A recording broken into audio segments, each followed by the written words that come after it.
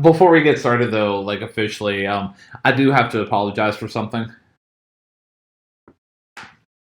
I'm sorry that we're doing Taylor Swift again today, man. Like, I know that you have strong feelings about this record, and yeah, like, I just, I felt like it was necessary for us to, like, dive into probably one of the most popular albums of last year, so. No, it's completely clear. I trust me. I understand that this is something that we could talk about, and I'm kind of excited to talk about it in maybe the most Schadenfreude sense. But yeah, I think this is gonna be I think this is gonna be an interesting review, and I'm kind of glad that we're sort of allowing ourselves to put that out there. Thank you, man. Thank you. I'm glad that you're not angry at me for putting this up for contention, even though like it was like veiled behind Nicolas Cage movies, and you could have picked the Geese album from last year. So yeah, I'm just glad that doing this review doesn't ruin our friendship. You son of I knew it! I knew it! I knew it! I knew it! I knew it! I knew it! I knew that's where you were going. I was gonna go there. You weren't gonna go there.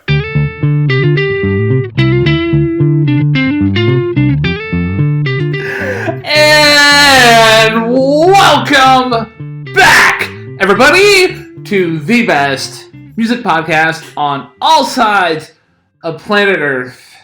And the way that we measure that distinction is we travel to Ukraine, we go all the way to Uganda, but we take the long way around. This podcast is called Hey, Listen to This.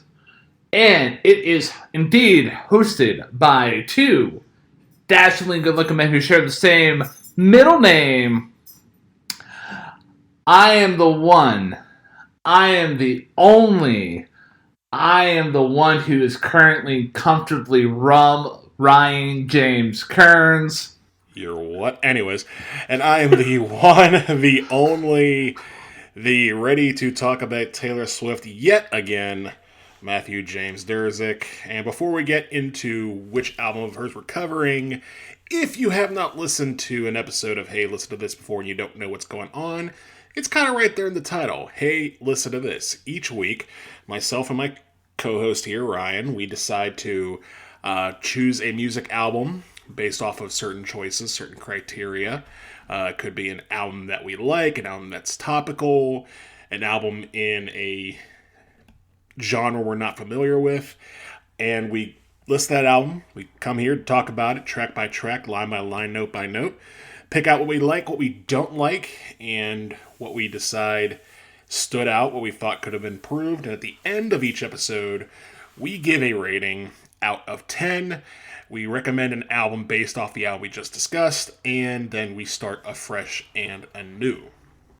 That being said, Matthew, I do appreciate you giving the overview of the show here for the dear listener who might be very well tuning into us for the very first time. Before we dive into what we're covering this week, we must reflect on what we did last week and officially put a headstone on that review because it is officially in the ground. It's processed. It's composing right now. Anyways, I digress. What did we cover last week, man? So last week I made some amends for not having covered any album from 2025 during 2025. And last week we covered the album Double Infinity by Big Thief, which they recorded last year. And it was a fun review. And it was interesting to talk about a band that you and I both have a strong amount of respect for. And the album, definitely a bit of a different expectation for anyone who's into Big Thief. But I'm glad we talked about it, and I'm glad we were able to have a civil discussion despite our personal preferences. And in case you're wondering what I'm referring to, you can go back and listen to that episode and figure out what our personal preferences and civil discussion about those are. Yeah, man. I think if anybody wants to have like a clear example of what modern discourse should look like in 2026, just go listen to that episode. Like, we both had like strong opinions. We disagreed. But at the end of the day, we came back to the table once again to have another episode of Hey Listen to This. And before we pivot on over to like what we're covering this week, let me flesh out my feelings about last week. I mean, it's basically right there, like what I said. Like I had a good time doing the review. I'm not going to really spoil so much about my opinion about the album, but doing the process of doing the review, recording the episode with you, having a fun discussion, it was a good time, man. I absolutely had a blast.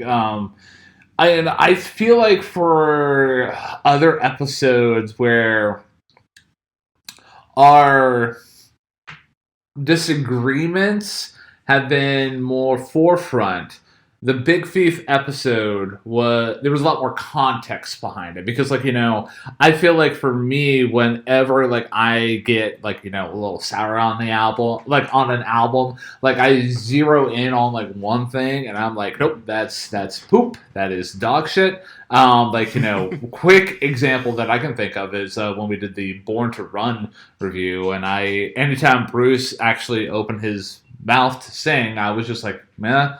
Yep, this is a mark against the album as a whole. But anyways, I digress. It was a fun time doing the review, and I'm glad, like, you know, we can still be friends afterward. Agreed. I'm glad we can still be friends. We have not ruined the friendship, as it were. Speaking of which, now that we have put the Big Thief review officially in the archives, Ryan, what road are we headed down this week for this episode of Hey, Listen to This? I know I spoiled a little bit of it already, but make the official declaration, if you will.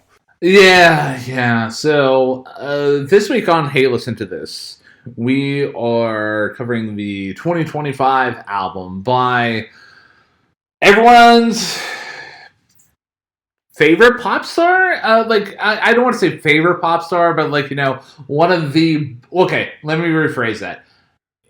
It's one of the biggest pop stars, period. And the album that she released last year was indeed titled Life of a Showgirl. And for those of you who don't, can't pick up on context clues or read the episode title that you are literally listening to us right now, it's by Miss Taylor Swift. And why are we covering this album after, like, you know, we already covered her previous album, the Tortured Poets Department, like, you know, when that arrived on planet Earth? Well, I mean, for the pure fact, one, we've officially completed my miniseries. So, like, any albums that were released, like, you know, last year at all, like, you know, for a good, like, you know, 6 months, we didn't cover because, like, you know, after we challenged myself, like, I wanted to only bring up albums to the table that were released before the year of 2000.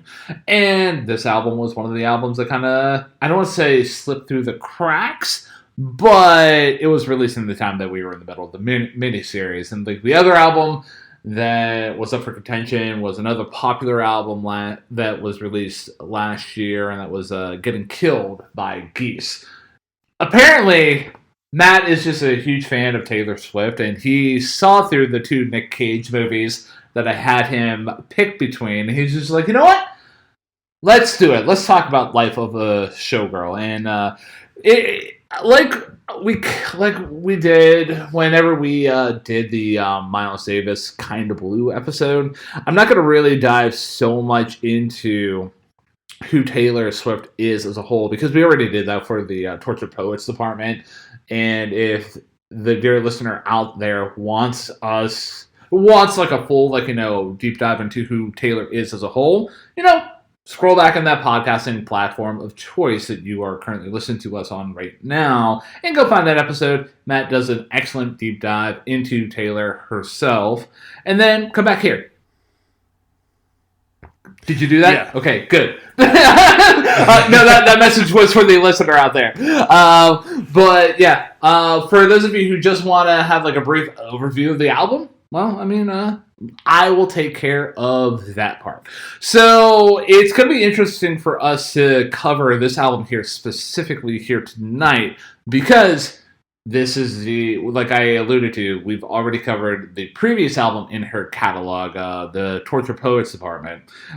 So yeah, there's not going to be a whole lot of notes here that I can give to the dear listener about what led Taylor to this album because essentially when this album was in production, she was doing her massive Eras tour.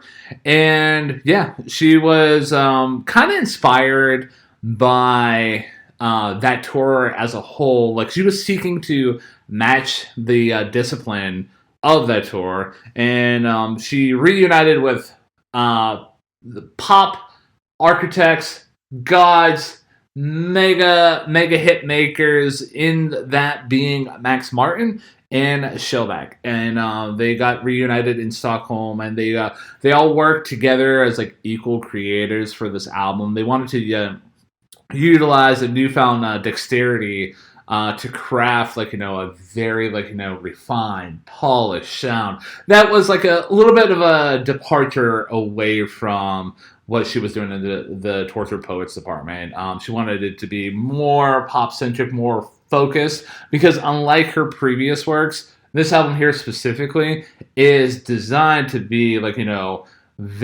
thematically rigid. Every single track is essential, and Swift herself has viewed every single track as this whole album as a singular essence, which on a sidebar, as somebody who prefers very much to listen to albums with that mindset going into listening to said albums, I very much tip my hat to Miss Swift there, because that shows that she actually gets what the concept of what album should be, at least in my opinion. But yeah, going back into the brief overview that I have though, and so yeah, the whole recording process was bookended by the first song that was ever written for the album, which was Elizabeth Taylor, and the final song that was written and recorded for the album, and that was Wish List. Out of all the songs, man, that's actually kind of crazy.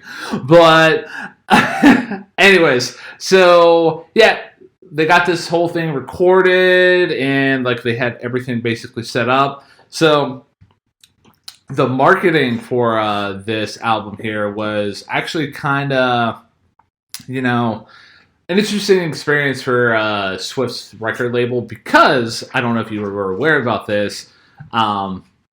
Swift only told Republic Records that, hey, I have a new album ready to go, once it was finished, and I could only imagine being in the room when that happened, because there was probably a lot of shit moments there. But yeah, and what I mean, she revealed hey, I have a whole album ready to go. She had the whole album, and she had the whole marketing scheme basically planned out. So yeah, like I said, not a whole lot of context is needed for the life of the Showgirl, because again, this era of Taylor's career, it's basically been defined by that massive tour that I talked about earlier, and basically just that experience of that. So yeah, I'm gonna flip it over to you, Matthew, because it's gonna be interesting, because I can't ask you what your experience is with Taylor Swift as a whole, because we already answered that in the Torture Poets Department. But you don't have to give away so much about your opinions about the album that we're going to be talking about here today. But I just gotta get a good vibe check with you. Since we last talked about Taylor Swift, what has your relationship with her been like? What is your What have you felt since doing that review up into doing this review? Well, going back to the Tortured Poets Department, I remember coming away from that album thinking, okay, there was a lot of solid stuff on there, a lot of stuff that I liked, a lot of stuff that I thought was okay, a couple tracks that didn't quite make it, and again, for full disclosures, we only covered the main album. We did not do the additional 16, 18, 20, whatever many tracks the expanded edition was. We Have Lives. So, that being said, we, um, you know, did that review, and that was a couple years ago, and ever since then, yeah, I hadn't really thought a whole lot about Taylor Swift as far as her music. I mean, you know, like the classics, like some of the stuff I've heard from her, still like playing Wildest Dreams, still like listening to Better Man from her version of Red. Um, but as far as her dropping this album, I will admit I was a little relieved when she did, only because 2025, as we stated, I believe in the Phil Spector episode, and probably many times throughout the year, was one of the most stagnant, nothing burger years in the history of pop music. Nothing was happening. Not a damn thing. So it was not just, a fresh relief that Taylor was going to put some songs on the charts, because she was not the first big act to do an album last year. The first one was Sabrina Carpenter. But I mean, honestly, it just felt like, okay, at least something's going to happen. Something is going to push. And then everyone was hyping it. I was like, oh, Taylor's got this new album and it's going to have, talks about her fiance and Travis Kelce. And, oh, it's going to have diss tracks. And, oh, could this one be political? Oh, there was a lot of hype and what ifs that went into the speculation of this album. And it kind of caught my attention, but at the same time I was kind of like, okay, we might be overhyping this a little bit, but it's Taylor Swift. You expect that. So I did not, like many of her hardcore fans, stay up to the midnight of the album release to listen to the whole thing. However, I did listen to it the day of. I did listen to it the day it was released. And before this review, that was the last time I had listened to it, before this album, or this discussion that we're about to have. We'll get into why, but I remember thinking at the time, you know what, this album is fine. This album is okay.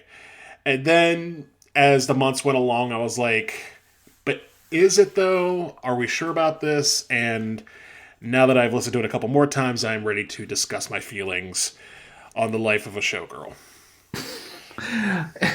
Man, I'm curious to see what those feelings are going to be in. Like, for me, I'm kind of curious, like, because I know, like, at least on my end, I'm gonna, at the very end, I'm gonna compare what my overall feelings about the album as a whole are going to be compared to the Tortured Poets department. But for me, though, again, like you to an extent, after we did that Taylor Swift review, the Tortured Poets department, I did not give Taylor a second thought in terms of like allowing her to be played on any music streaming service of choice that I may have been using between now and then. So, and that's no fault to Taylor. I mean, like, let's face it, she's not really in my wheelhouse. She's not for me. But, I mean, I wouldn't say so much that it's not a sense of, like, I'm not into the pop girlies because, like, I have, like, spun, like, Chapel Roan a handful of times. And then I wouldn't really consider her pop girly 100%, but like Charlie XCX, like I very much appreciated Brat and what that had to bring to the table, and I can get down with some Carly Rae Jepsen. So yeah, it's not like Taylor stuff doesn't appeal to me. It's not for me, but I also feel like on a flip side, my wife kind of put this in a very ingenious kind of way. For me, I kind of can be a Taylor Swift apologist for the music snobs out there, which I was just like, okay, well, that's interesting to like, think about. But I actually thought about it, thoroughly. I'm like, yeah, that does actually make sense. So, and with the album here specifically that we're talking about here today, I kind of made it a point to never listen to the record because of those reasons. Because Like I used to have the mentality anytime Taylor drops something, anytime that Drake drops something. Oh, as somebody who's like, pretty up to snuff about like modern music, like I feel like I need to like listen to it at least once. And then I think it was actually Drake who broke me of that when he released his album Scorpion, because I was just like, dude, what are you doing here? What are you doing here? Like, so yeah, no offense to Taylor and her fans, but like when Life of a Showgirl dropped, I just said, nah, I don't care. I did hear a lot of online discourse about it, whether it be the song "Canceled," whether it be the song "Would," whether it be like the song I don't know, "Wish List." Like there was questionable lyrics that were brought to my attention, and also like there was a lot of controversy surrounding her because of the contents of those lyrics, and we'll address those lyrics as they come across the tracks that we're talking about. But I still like basically treated Taylor as like somebody who, I she's not for me. But if given the context of like us bringing her up again in the context of an episode for our podcast, I would dive back into it head first and just see what the album had to offer. So yeah, that's basically my thoughts about Taylor since doing that review, and like my thoughts about the well, at least my relationship with the album prior to like officially doing it for the episode here tonight.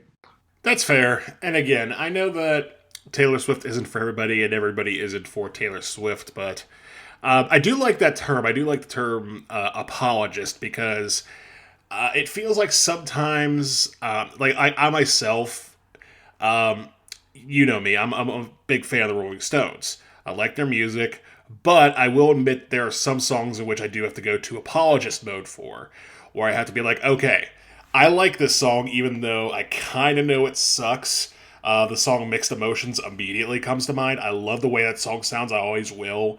But every time I hear it, I'm thinking, my God, these lyrics are terrible. These are awful. These suck. And I feel like in a lot of senses, there are good things and bad things that you could pick out of certain songs. And spoiler alert, there's going to be a lot of that coming from me in this episode. But I say, if you are ready, I am. We dive right into this SOB and kick things off on the Life of a Showgirl with the opening track, the number one song in America as of this recording, in its 10th non-consecutive week at number one, The Fate of Ophelia. And yeah, that's so weird that it's the number one song in America. But I mean, I guess it's the big single off the Taylor Swift album. It's going to get played, and people are going to be like, yeah, I relate to The Fate of Ophelia. But yeah, my overall thoughts about the opening track here, though, Fate of Ophelia. Production-wise, I found this track to be pretty solid. One thing that I noticed coming right out of the gate is I very much appreciate the production that's being brought to the table from Max Martin and Shellback here as a whole, as compared to everybody's favorite producer Jack Antonoff. But like here we get a lot of like funky synth riffs that I almost mistakenly thought that was like a bass, but no, that's definitely a synth that's basically grounding the whole the whole song. And yeah, I found that to be like one of the highlights coming right out of the gate. And a couple other things I do want to mention about the track. We do find a slight Ryan Kearns musical kink in the moment where she's talking about like, but love was a cold bed of scorpions, because you get like a skip moment in the track where the instruments cut out for a second and then they go back in. I found that to be very clever, very, I always want to say like a wink at the camera, but I very much appreciated what was going on there. And the bridge was nice to start off with because you get, for the majority of the track, you get that funky like synth rhythm and like Taylor singing her bars, but in the bridge things kind of quiet down to like the with Taylor singing what she's singing, but you also get that faint piano in the background. I thought that was pretty good, but I will throw a critique at the song within the bridge, in that the part where she's singing "You Came for Me" was a little bit pitchy, and I almost felt like I wanted a little bit more there, because not to be like, a bridge has to elevate a song into like, the final like, explosion into the last chorus, but that's what a bridge is supposed to be. It's supposed to elevate like, the rest of the song, so you can really drive home the message and the feeling of the song. This basically kind of, it was a nothing burger, and the nothing burger kind of like had a little bit of a sour taste to it. So yeah, I hate to put it that way. But outside of the bridge, though, the chorus I felt just grooved very well. And also within the chorus, I did enjoy the very random splashes of like, synth chords that you hear in the background. Always a thing that I do appreciate in a good music track, whether it be pop music or whatever, like just random instrumental splashes. I always enjoy. So yeah, a little bit about the track, though. For those of you who are like, wait, what? Like, who is this Ophelia that Taylor is singing about? Well, Ophelia references a Shakespeare, character who had a tragic story. It's like the whole story is a metaphor for heartbreak and a loss of agency. By referencing this character specifically's descent into madness following a failed relationship, Swift draws a direct parallel between that character's instability and her own public life. So, yeah, I felt like that was, again, a clever thing for Taylor to do. And in terms of lyrical highlights here, I did enjoy the bar about like, love being a cold bed of scorpions, the venom stole her sanity. I felt like that was very intentional and very thoughtful lyric writing. But yeah, as a whole, I did enjoy this track a good bit, and if it wasn't for the pitchiness and the misstep in the bridge, this could have easily been a top three track for me. But yeah, it's a good track. I kind of get the hype a little bit. There is that misstep though that I illustrated. And before I kick it over to you, for full disclosure, on my side of the review, regarding the life of the showgirl, I have a top three and a bottom two. Oh wow, top three and a bottom two for Life of Showgirl. Okay. My thoughts on the Fate of Ophelia. I agree with a lot of sentiments you say. I mean, first of all, you get that opening which has that sort of cold synth with the little bass going on, and to me that felt like Taylor and Max Martin and Shellback mixing elements from the moodiness of the Tortured Poets Apartment with the more dance pop variety of the Life of Showgirl. Like, this set, it's a brighter color, brighter album cover. It's meant to be the transition from, moody pop to big pop. And I thought that was a really nice touch. And the production by Max Martin and Shellback is top notch on this track. Because it is very much just a very tight dance groove. The band I was reminded of most with this track was probably ABBA. Like, this feels like a ABBA track, kind of like a Gimme Gimme Gimme or a Voulez-Vous, because it just has that relentless dance vibe that just keeps going despite the lyrics. And I think Taylor, I think I caught the pitch moment you were talking about, but that didn't really hamper things too much for me. I was able to forgive that because I was grooving to the track as enough as it was.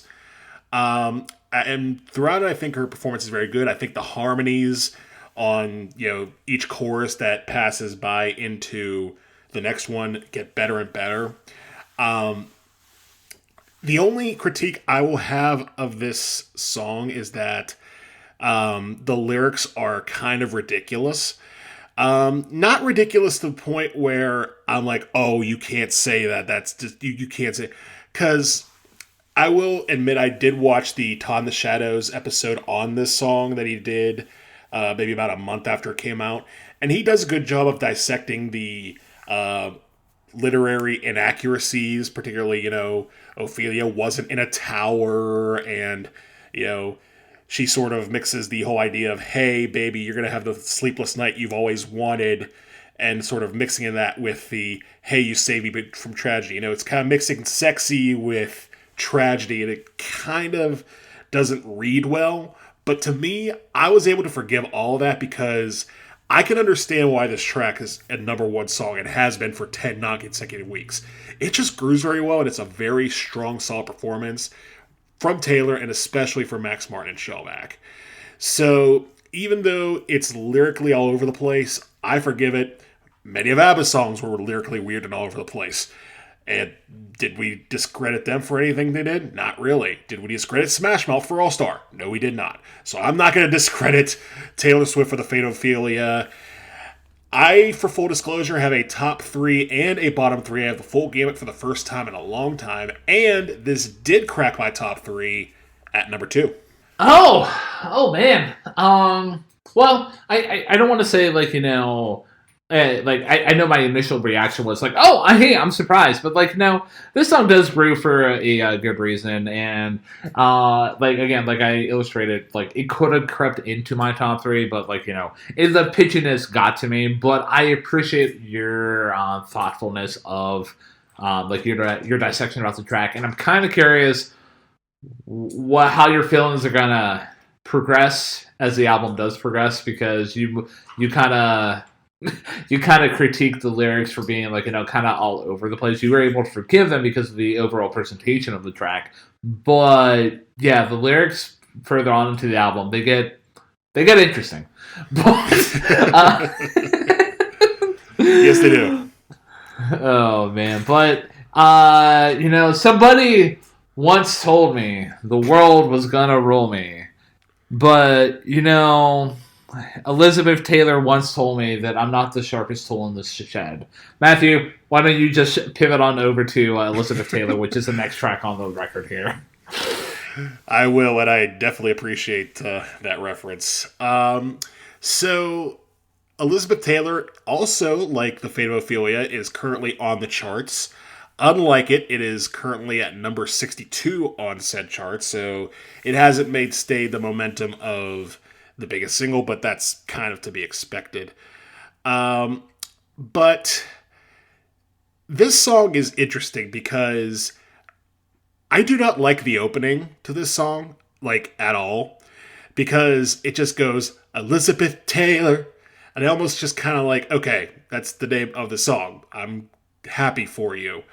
But after that, it does get into the meat of the song, and I will say, if not for that opening, this possibly could have made a contention for being a top 3 track, because the rest of the song is pretty solid. This is Taylor basically describing a situation in her life, whether it's a romantic relationship with one Travis Kelce, or perhaps her stardom as a whole, and wondering aloud if this is going to be something that lasts forever, or if this is something that is going to be, only as big as her last hit. Is this going to be her last hit in love? Is this going to be her last hit on the charts? Who's to say? And again, I think her performance is very good. I like the way the chorus pops. It definitely has the nice call response that she does with herself there, where she is able to sing the chorus of Elizabeth Taylor above the lyrics of the chorus in of itself. And I do like, again, the production from Max Martin and Shellback, particularly when it dives down into the verses, and particularly on the bridge, where you get those groovy 70s drums that sort of keep things momentum, but also bring things down. It is that giant boom clap of the chorus. This song definitely has a strong way with dynamics, and again, I think Taylor's voice is very good, and I think the lyrics are a bit more straightforward this time, not by a lot, but they are more straightforward than they are on the Fate of Ophelia. That being said, though, I did not groove to this as much as the Fate of Ophelia, because I did think for all of the song's strings, it didn't quite pop off as much. So I would say this is probably in the top half of the album, but it did not quite land in a top 3 spot for me. And for me, with Elizabeth Taylor here, I feel like I'm going to disagree with you a little bit. I did enjoy the intro, unlike you. I did enjoy the faint piano and the strings accompanying Taylor's vocals, basically saying the title of the track. And also for those of you who are like, wait, why is this song called Elizabeth Taylor? Like, out of all the people in history, why her? Well, turns out Taylor's a fan of Elizabeth Taylor because she essentially views her as like a role model because, all of her life, that being Elizabeth Taylor's life, she was under a microscope, and she was yet still able to produce great art and handle like all the pressure with humor. So Taylor looks up to her, so she's a fan. But yeah, moving away from that, moments that I did like, specifically within the track outside of the intro is like, one moment I do want to highlight is where Taylor sings, and if your letters ever said goodbye, like everything just sounds in that section like so bouncy, and the production just matches her rhythm, like, note for note, and I very much appreciated that. Always a fan of songs where like the vocals and the instrumentation can come together as one. It's always a pleasurable thing for me. The chorus, I agree with you. It's very good. For me, it just sounded like so big. It's a dumb, fun pop chorus. Like, again, if you really want to turn on your analytical brain, you could be like, oh, well, hey, yeah, this is just typical millennial, like, spacey core stuff. But no, I mean, if it works, it works, man. Like, sometimes a gas station hot dog gets the trick done for you. But I do have some critiques about the song as a whole, which kind of puts it in the middle point. If anything, middle point, one step down within my the album's track rankings, in my opinion. And one thing I do want to highlight, it's just the lyrics as a whole. You said that they're more straightforward than the Fate of Ophelia, which I do agree. But we get some dumb lyrics here, man. Like, the whole, been number one, but I never had two lyric. Like, I get it. Like, you're referencing the fact that you've been number one in terms of, all these accolades. Like, number one on the Billboard 100. You won a countless amount of Grammys, but I never had two. Which kind of references, oh, I never had a stable relationship. I get it, but that's a dumb line. And the other thing that I do want to highlight on the lyrical aspect here is the lyric, I cried my eyes violet, Elizabeth Taylor. Dude, I don't know if you remember within our Wiz Khalifa episode, but I kind of hate this style of lyric writing where they draw within pop music and even rap music, they'll leave out a word within a metaphor, I'm just gonna improvise off the top of my head. I woke up, Simba. What? Come on. That just sounds stupid, and I get it. Taylor's just trying to bite the style of trends of the time, and I don't even know if it's a trend lately, because I don't know too many modern pop rap artists that do this. But yeah, it's still I don't like that kind of lyric writing. But yeah, overall though, outside of those dumb lyrics, everything else is pretty solid. It's definitely, I don't want to say album track territory because of just how memorable that Elizabeth Taylor aspect of it is and how good that chorus is. But yeah, it's kind of in a mushy middle for me in terms of the album tracks, man. I can understand that, and the term that I think you're looking for, because I know exactly what you're talking about. I once again will reference Todd the Shadows, because he's been talking about this ever since the early 10s. He's called it hashtag rap, and I think that that's a perfect way to describe it because, yeah, I know. But that's exactly what it is because, you sort of don't need the metaphor. It's just, wide awake, hashtag Simba, hashtag yeast. Like, it's just one of those things where, no one's going to get that reference. I do not care. It's just one of those things where you're like, where's the rest of the sentence? Where's the rest of the metaphor? Am I supposed to do the work to put those two together? And I did kind of think that that's what the chorus here was trying to do. But at the same time, it didn't really if me too much. But you did hit on something there where she talks about her possessions and sort of talks about it in a material sense. That is something we will come back to a few times on this album because the materialistic side of Taylor is going to push itself to the forefront for better or worse. And I'll tell you which side I think that's on later on. So, booking on into the next track here on the record, and that is Opalite. And I'm going to take a sip of my my comfortably rum here. That's actually the name of the beer that I'm drinking right now. So, like, no, nice. I know that you were kind of questioning the my intro name there, but I digress. That's where I got the name from. So, with Opalite, like, I can't lie, the groove on this song is just undeniable. Like, it just grooves so fucking hard. Like, it's almost to the point of, like, I would bring back the Burly Man taking a fish out of the barrel and smacking me in the face with it. That's how hard this song does groove. Like, it's just so good. Like, it kind of starts out, like, understated, but you can see that groove is there. Like, and also, like, like, things naturally do get elevated when the chorus hits in terms of the groove. So that's where the groove really does go hard.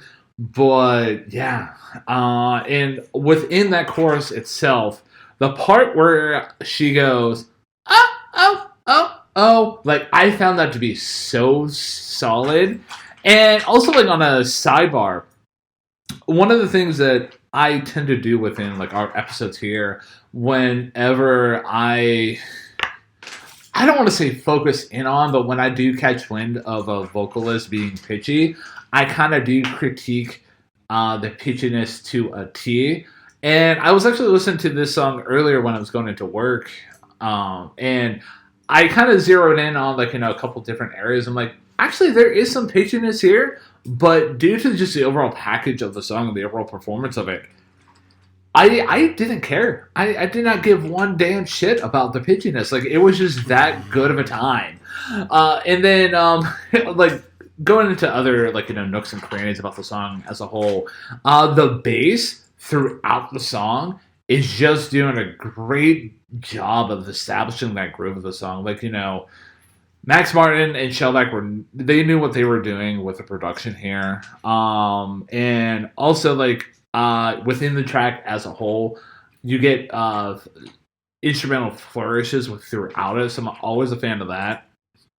And a little bit about Opalite as a whole. Like, this song is basically about Taylor recognizing that she has been through the hard times and she's just choosing happiness. And I do like that 100%. Even though, like, within the chorus, you get the illustrations of dancing through the lightning strikes, and the way that everything just plays out so well. Like, I'm gonna put Opalite into the bucket of songs that Taylor's produced in her lifetime, where I'm like, I would actually go back to this song on repeated listens. Like, this song would actually make a couple of playlists of, like, mine, whether it's, like, just jams or just, like, I need to get hyped kind of playlist. So, like, without any further ado, I'm not even gonna just even, like, delay the inevitable here.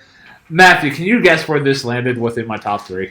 I believe it reached at the top of the peak nearest the Opalite sky. Yeah, exactly, man. Circle gets the square. Opalite is indeed the best song on the whole record, in my humble opinion, because, again, it just grooves so fucking hard, man. So, a few facts about Opalite. The song currently, as it is right now, because we talked about how the Fate of Ophelia is number 1 on the charts as of this recording. Opalite is currently at number 9, and it peaked at number 2 back when the album came out.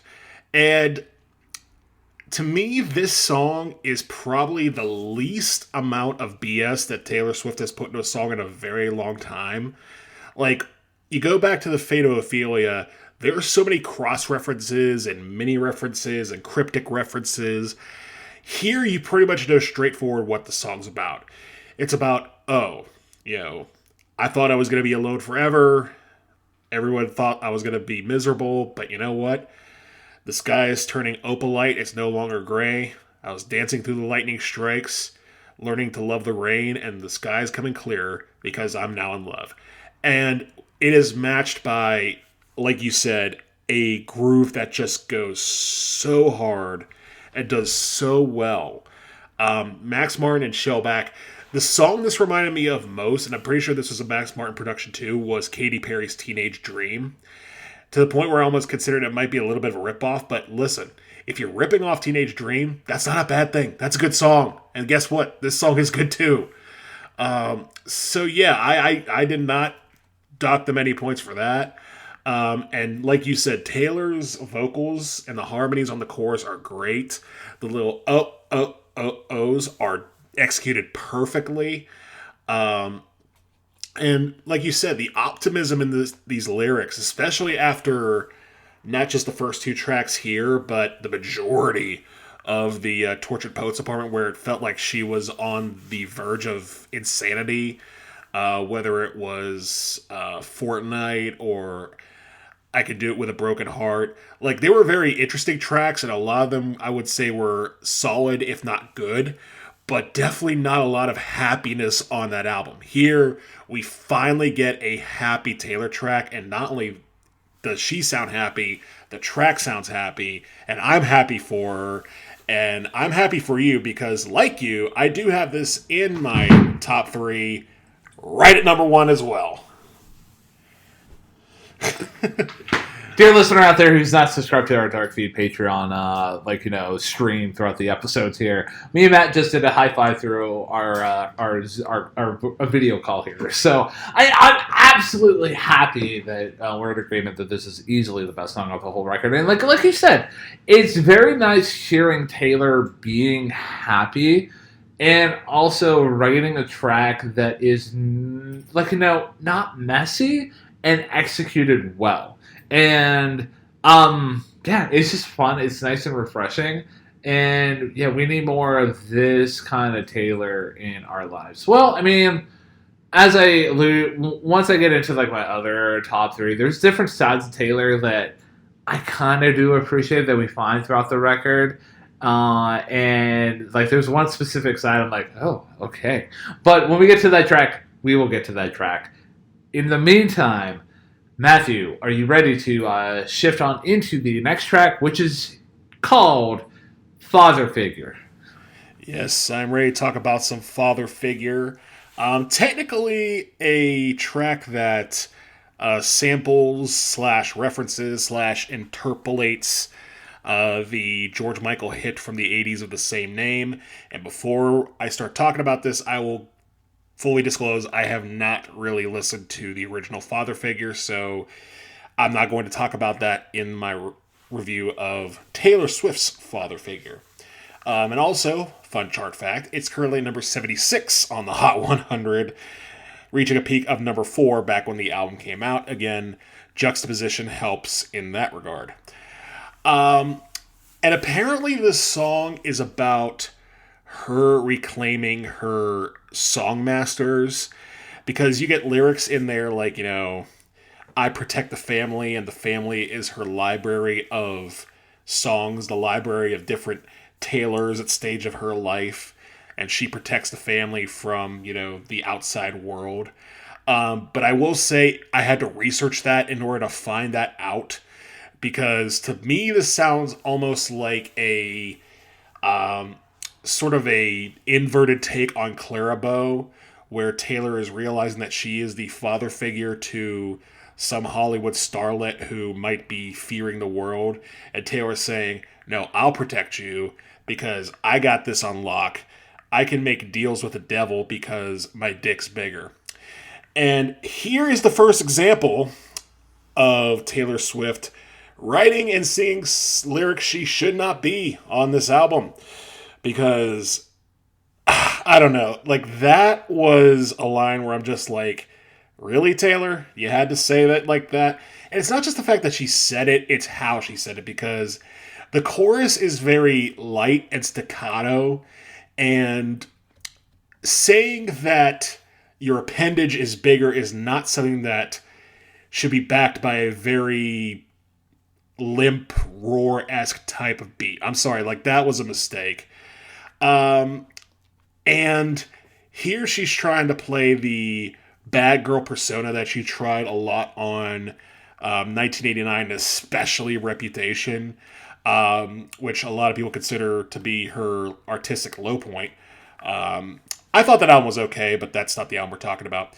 But in the case of Father Figure, I just felt like a lot of this, especially lyrics like, I kiss the check before it hits the mahogany grain, or, something like that. I know it's, I write the check or I pay the check, or you could look it up.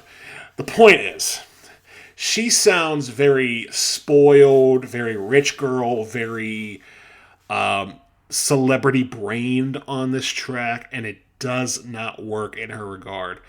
And honestly, this was going to be contender for bottom track, but realistically, I got to give it to Max Martin and Shellback because the groove on this song is pretty good. This song, like a few others I'm going to mention, falls very firmly into the category of this song is good as long as you're not paying attention. There is a lot of that on this album, I will be the first to admit. I could probably put the Fate of Ophelia in that category too, but the groove was so hard that it landed in my top 3. This one, though, the groove was just kind of meh. Like, it's not so meh that it's, like, bad, but it definitely is it's a solid enough pop chorus. Like, if you were walking through the mall, or you were in line at a coffee shop, or you were stuck at the DMV if they ever played music, which I'm not sure if they do, and this song came on and you were just kind of, like, grooving along to it, it's fine. It's fine. The lyrics are not good, and Taylor putting on this bad girl persona is not good. But the music, I think, was solid enough that I was willing to give it a pass. And by pass, I mean it's not in my bottom 3. Wow. With that being said, I'm very curious to see, how spicy Matt can get whenever we do approach bottom 3 territory. But regarding Father Figure for me, I'm gonna disagree with you about the line, I can make deals with the devil because my dick's bigger. Because I wasn't actually as offended by that lyric as, other people have been. And, if you are offended by that lyric, if you think that's, just Taylor shouldn't be singing that lyric, the way that she's delivering it is wrong, I totally get it, man. It took me a couple, spins of the record to, really get behind that bar there. But I'm coming away from the track and that line, that bar specifically, with the mindset that this is just Taylor just trying to flip the power dynamics of gender roles within society. So I tip my cap to her for that. So that bar aside, other things I kind of did appreciate about the song as a whole is I didn't even really catch the notion or the idea that this was basically Taylor talking about regaining her masters, and even looking back on lyrics pulled up to you in the Jag, turn your rags into gold, the coming out of the gate, sorry, I skipped a bar here, when I found you, you were young, wayward, lost in the cold. I again drawing that parallel between where Taylor is now compared to where she was then when she signed all these deals, I do appreciate that a good bit. And also the repetition of the phrase, you remind me of a younger me. I do appreciate the repetition of that at the start and the end of the song. Very much as an echo of the closing track off of the Tortured Poets Apartment, Clara Bow. And also it's funny, at the end of that review, I said the next Taylor Swift could be Sabrina Carpenter.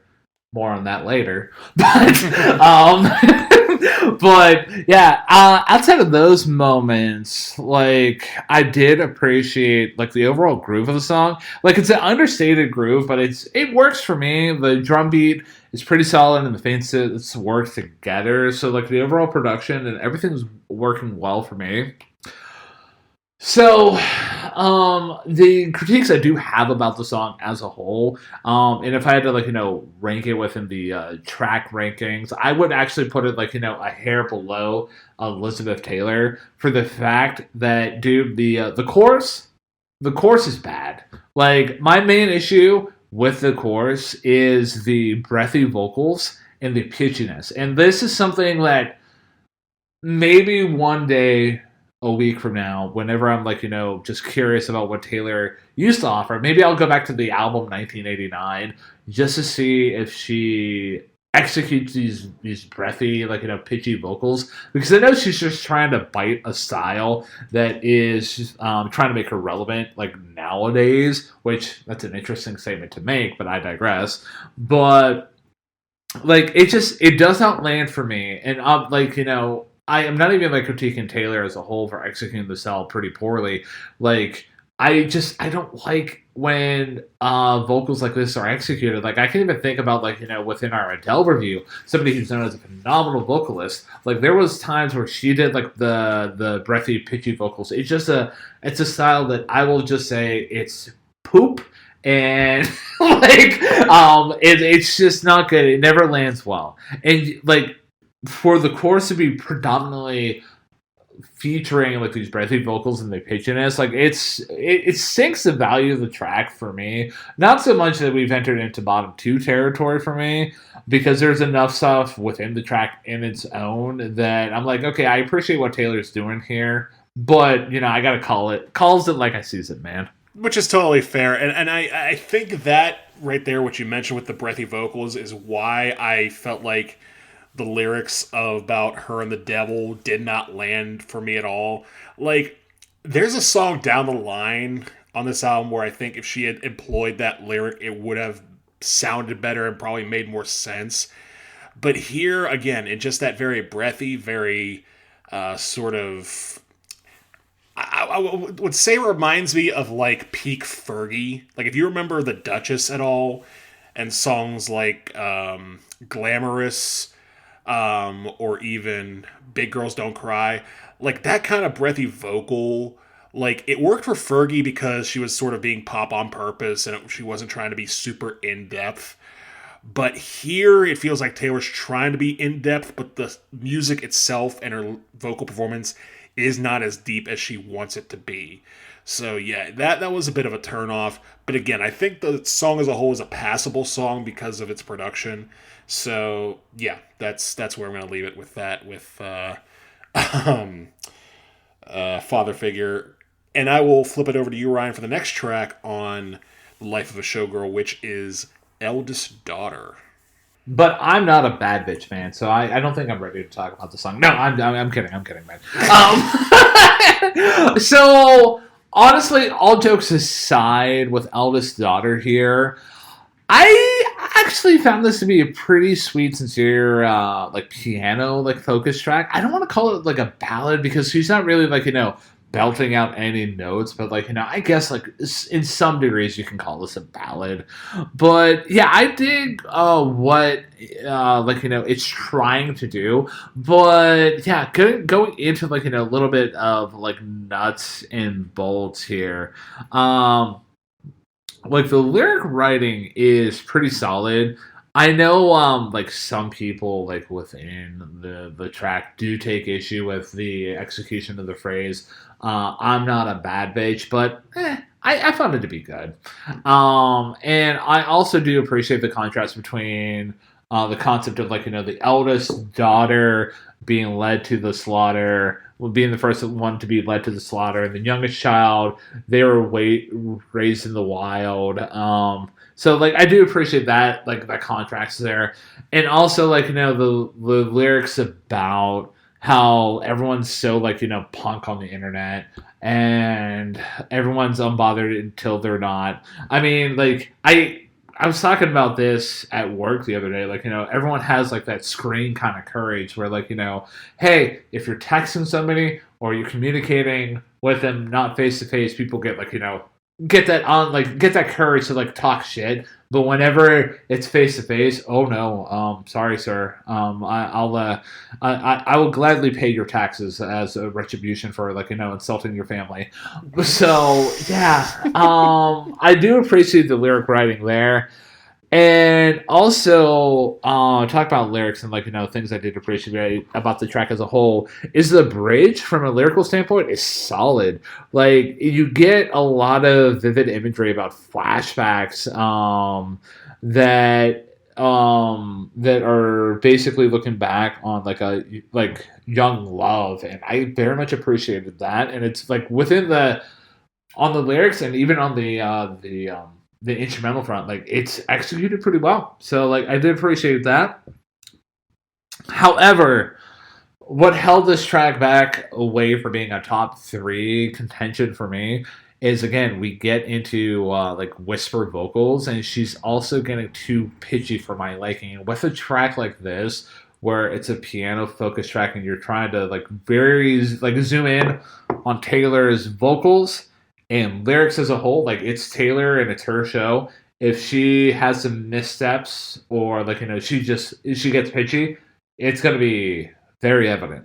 And I know like some people like might not have any issue with the pitchiness, but I do within the track. So yeah, and also the pre-chorus with the tracks within the track, it actually kind of takes away from the song's flow, which is just interesting for me. Like it just doesn't seem like it's helping the song to gain any momentum, which the song as a whole, like on the compositional front, is like a pretty well thought out idea, and I do appreciate what she was trying to go for. But yeah, we ultimately get some missteps in execution, which unfortunately does hold Eldest Daughter from claiming a top three spot in my ranking. And like to put it, comparing it to like Opalite, not Opalite, the Fate of Ophelia.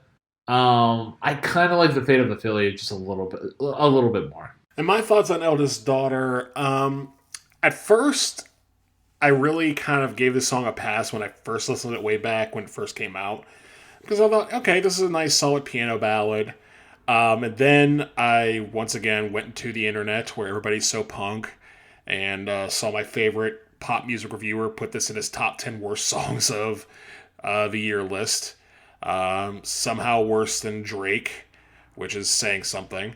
But if I'm being honest with you, first of all, I will admit that you talk about her calling herself a bad bitch. I didn't mind that either, honestly. I really didn't.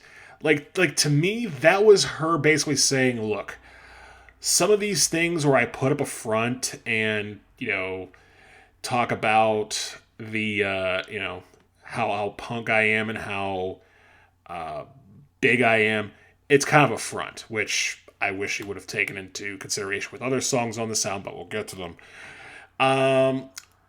And to me, the only real line that really sucks in this song is the part where she talks about how they put on these different kinds of clothes and they looked fire. I'm thinking, okay, again, saying we looked fire in a very hushed tone doesn't mix. So that was kind of a slight meh for me.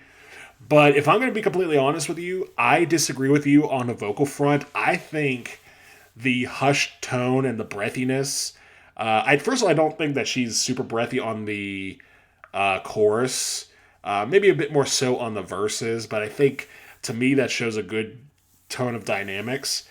And the way that she sings, but I'm never gonna let you down. Like, to me, that's such a heartfelt way of expressing herself that, to me, this song comes off as more confessional than anything else. Like, this is Taylor saying, listen, I gotta be the eldest daughter.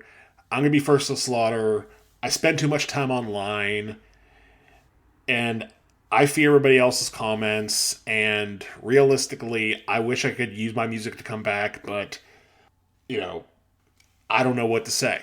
Like, and to me, I feel like that's a very relatable thing, not just overall, but especially to her audience, who I would say, and then to be fair, it's not just her audience, but a lot of us are chronically online these days, doom scrolling, seeing everybody's punk comments, seeing everybody's strength being, sort of laid up behind this brick wall. The image of Patrick and SpongeBob throwing snowballs at each other throughout the snow from a very, very far distance. So yeah, I would say this track, it was a toss-up between this and another track, but I made a last-minute switch, and I am going to put Eldest Daughter in my top 3, completing my top 3 at number 3. Oh man, you indeed are actually the bad bitch after all, man. Completing your top 3 before even we get into like the closing track off of side A here, man. So yeah, I give you full props for making tidy work of completing the top 3, but not completing the whole gamut because you've not revealed your bottom half of the table, and I'm kind of smelling Flight O'Clock City here coming up here soon. Oh, really? But all right. Yeah. Because you're kind of hinting at it, and if I'm thinking one of the tracks is going to be one of your bottom tracks, it's gonna be fun. It's gonna be fun, man. But I digress. I mean, I did appreciate your dissection about the track as a whole, and also props to you for not being turned off by the bar "I'm Not a Bad Bitch" because that's the one of the bars off the whole record where, and I know, like, if I'm not mistaken, Todd in the Shadows himself did take issue with that bar in that it seems like that's something Taylor shouldn't be singing. But again, like you and I both agreed, it's not a bad bar. Like, it's executed pretty well.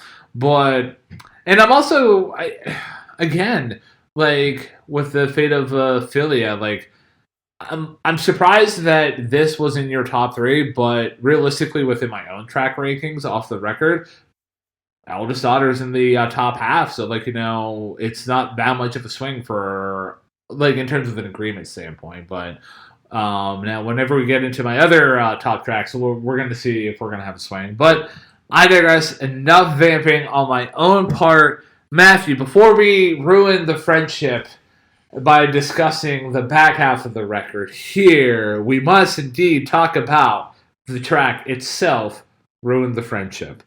So Ruin the Friendship does close out side A of The Life of a Showgirl.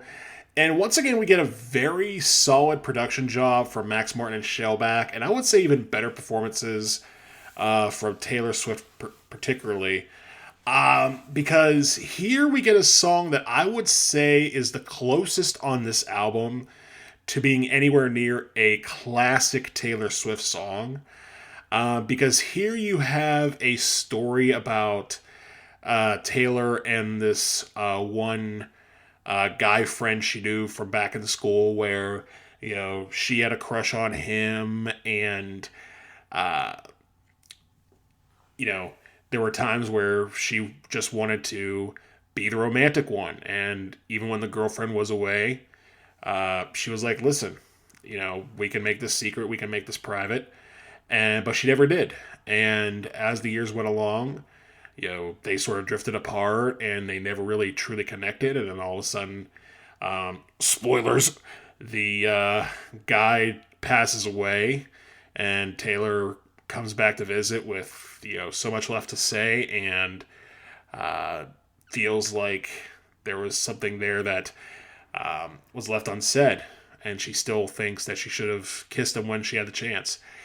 And I will say the songwriting on this track is very good, but 2 reasons why this just got edged out by Eldest Daughter, because this would have been my other top 3 track if not for Eldest Daughter. It was a toss-up between the two.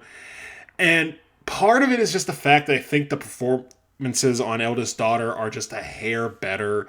Like, I thought Taylor's vocals and the ballad style felt a little better. While I do like Max Martin and Shellback's production here, it didn't really super stand out. It was very much sort of very standard modern day folk, modern day. I'd almost say modern day like sad girl. Like this could almost be snuck in as like a deep track or a piece off the cutting room floor for like Boy Genius or something like that. Um, but the other part why it didn't land on my top three is the fact that just hearing Taylor Swift talk about, and to be fair, this if any pop star had done this, I probably wouldn't appreciate it. But it's Taylor, so she did it, so I get to appreciate it. Is the fact that she has this very one sided look at this relationship. Like, she wants to kiss him. I should have kissed you. And now you're dead. I'm going to fly to your grave. And I'm going to tell you all the things I wanted to say. And I'm going to tell you that I should have kissed you anyway, even though you're dead. It's something about that one-sidedness just turned me off a little bit. Like, I get it, and I get that there are people who think this way. I get there are people who sort of have that tunnel vision when they come to certain people in their lives. But I really don't want to hear about it. For Taylor to pass this off as the romantic, very sort of forbidden romance type of thing, even though it probably should be forbidden without any type of consent. Yeah, like that kind of rubbed me the wrong way. But again, the real reason it's not my top three, aside from that, is the fact that again it just didn't quite land musically as well as Eldest Daughter. But on the other hand, this probably lands at a solid 4 or 5 for me on the album as a whole. So I feel like with Ruin the Friendship here, we're gonna run into probably one of our first, heightened disagreements of the tracks here, because we've kind of disagreed on a couple of stuff throughout the record here so far, but I'm gonna start with the whole overall message that you critiqued, and Taylor's place within it. I feel like Taylor really just used this opportunity to just encourage people to just when you have that question in your life and you got to know what the answer is, but you're too anxious to do it. She's using this as a platform to just say, hey, it's better just to just take that leap than have that regret for the rest of your life. I do respect your point of view on it, but I feel like that's what Taylor was trying to go for, and I'm gonna give her a tip of the cap for that. That was a solid message. And also, within that message, I do appreciate the way the whole song ends, which basically is summarizing what the message is. Talk about the advice is to ruin the friendship, better than to regret it all time. Should have kissed you anyway. But yeah, I did appreciate that. That was a nice closure to the whole track. But the other disagreement I'm gonna have with you on is the performance aspect from Taylor herself. This was one of the tracks that there was a lot of pitchiness throughout the whole song, and I couldn't unhear it. And also, do you know the song Sunflower by Post Malone? I am vaguely familiar with it, but I'm not too familiar with it to say truly anything about it. But I know what you're referring to. So that the overall rhythm and flow of that song reminded me a lot of the overall flow and rhythm of Ruin the Friendship, which, I mean, I'm not saying Taylor was biting Post's, style, or maybe there might have been an unspoken agreement there. I mean, she's definitely aware of the song because, for those of you who aren't aware, Post and her collaborated on a song in her previous album, Fortnite. So there's that. So that was just an interesting thing, and for me, I'm not a fan of Sunflower as a whole, and for me to kind of label that as a better song compared to Ruin the Friendship, that's saying something. But other things, though, kind of spinning this into a more positive direction, is you get flourishes during the chorus, which I thought were a nice touch. I did appreciate the production element there, and also the funky bass and the drums working together to drive like the groove throughout the song was, executed pretty well. But I mean, I hate to say it, like the overall pitchiness of the song and how just the overall pitchiness as alone. Like I was going to critique it again for like the fact that it reminds me of Sunflower so much, but like it's just overall pitchiness throughout the song as a whole, like was enough to actually sink this track into a like a bottom two territory for me. And with Ruin the Friendship, it is not my least favorite track. It is just my second least favorite track off the record. So thinking about it now, I kind of understand what you're talking about. We may have to do like a separate like mini episode just on our thoughts on vocal inflections, because that comes up so much, where you have a very like sharp critique of the vocal performances, and I'm just like, I don't know what he's talking about. So we may have to do like a deep dive on that at some point. But I do understand what you're talking about. She does sort of have that sort of breathy, almost immature type of vocal going on. And I think maybe that's another reason I didn't quite fit this in my top three and switched out for Eldest Daughter, because I thought Eldest Daughter sounded a lot better vocally. And this is more just Taylor resurrecting old formula. And it does work, in my opinion, but I can understand why you had it as low as you do. I am now curious to see what your bottom track is, though, because you have yet to reveal your bottom track. I have yet to reveal all three of my bottom tracks. And you have yet to reveal your other two top three tracks. This is going to be a wild second half we got going on. This is going to be Niners Giants 2002 levels of crazy, I think.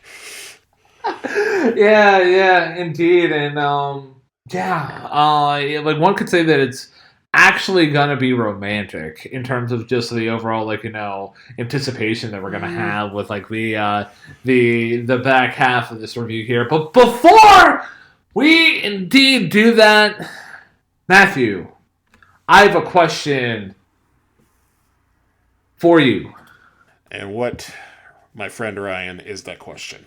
If the dear listener out there right now is not wishing for us to get canceled because we are indeed just laying some straight out wood in terms of just providing such a great episode here with our commentary about the life of the showgirl, and they're wanting to put us on their wish list for podcasts to exist in the future, what are some ways that they can give us some honey in terms of helping us keep on with just having the life of being a podcaster in the year of 2026? What are some ways that they can help support what we do on a week in, week out basis, and other ways that they can help connect with us, man? Well, the first way they can help support what we do here at Hey Listen to This is to keep on listening to this.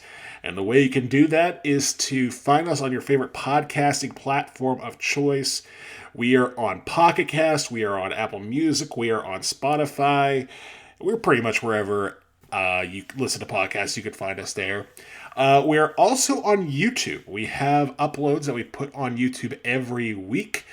And if you use YouTube Music or just want to have us on the background while you're doing your errands, going for your walk, or driving around the city or countryside, take us along with you if you're using YouTube that way as well. Again, we upload our videos every week to there and to all the podcast sites. And if you like what you're hearing and you're thinking to yourself, hey, I want to, get this out and I want to share this with somebody, but I'm not sure who might like it, because I know somebody out there likes Taylor Swift, or they may like Miles Davis, or they might like Toledo. Who would I send it out to? Well, fear not, we are on social media as well. We are on Facebook, we are on Blue Sky, we are on Instagram, we are on Threads. And you're looking for us, you can either type in our name of Hey Listen to This, or you can use our username, which is TT Hey Listen. That's T, the word hey, and then the word listen. And speaking of TT Hey Listen, if you want to reach out to us directly, but you do not know us directly, we have an email address that you can reach us out to at, and that is ttheylisten@gmail.com. Again, that is ttheylisten@gmail.com. If you want to give us some positive feedback, if you want to give us some tips and pointers, or if you want to recommend an album that you'd like us to review, because we've done listener requests in the past and we would like to do them again. So again, ttheylisten@gmail.com. ttheylisten is also the username again on our social medias. And if you're on our social medias and you like what you hear, give us that 5-star rating, like, comment, subscribe. Please the algorithmic gods by doing the internet equivalent of a rain dance. We would very much appreciate that. And speaking of appreciation, for those of you who've done that so far, thank you, thank you, thank you, thank you, thank you. Again, we are not sponsored by any major corporations. We're not part of any major podcast network. We're just two dudes who love to talk about music. And for one dude to another, Ryan, thank you as always for being such a great, great co-host and helper out with these. Again, we've gone down a wild road, and it's about to get even wilder in a couple minutes, but very much wouldn't want to do anything else, man.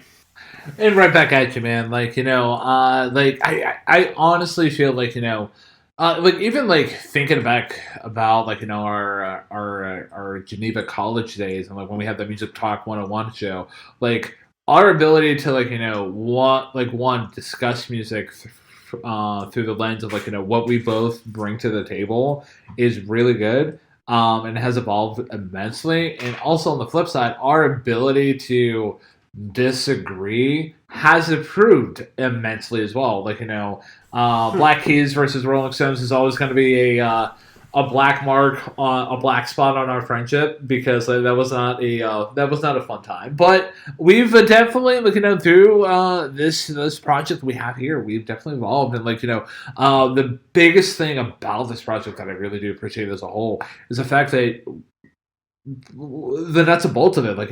You and I get to talk about music week in, week out. We get to share music that we appreciate, music that's popular within the zeitgeist. We take this journey together, for better, for worse. Wholeheartedly agree, man. It has been a wild journey, and I agree that our disagreement has become a lot more civil and respectful since the days of Black Keys versus Rolling Stones. But we'll see how much we disagree this time around, because it is time to enter into the back half of The Life of a Showgirl by Taylor Swift. We start with track number 7, Ryan, and the floor is yours with the song Actually Romantic. So, with Actually Romantic here, it is widely believed that this song here is a response to Charli XCX, who released the song widely assumed to be about Taylor in 2024, which that song is Sympathy is a Knife. Shout out to that song. That's a fantastic song, and I need to listen to Brat once again. Like, I had the opportunity to buy it on vinyl the other day when I was out with my mother-in-law and my wife at Attic Records, but I decided to go with Black Sabbath's Paranoid and Speaking in Tongues by Talking Heads. Both albums that we both covered in our show's history. So, but maybe one day Brat will be part of my record collection. But the song title, though, that being Actually Romantic, references another song within that record, in that everything is romantic. So it's kind of like a play off of that. Now, before I get into my feelings about the track as a whole, Actually Romantic, I'm gonna just outright say, between the two artists, I'm more of a Charli kind of girly. I very much appreciate what Charli XCX is bringing to the table. So, it's just going to be like a Kendrick versus Drake thing, where one side is the side that I'm on the air of, is the artist I very much appreciate, and the other side is just producing crappy tracks. Well, let me get into the nuts and bolts about Actually Romantic here. This song is messy, but It's so great, man. Like, I absolutely love what's being brought to the table here. Because, like, the instrumentals that are, as a whole, are very, very solid. Like, you get that guitar doing that basic lick.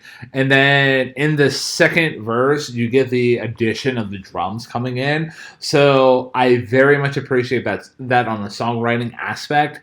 And also, the hand claps in the chorus are within the context of a in the context of a pop song are a fantastic touch.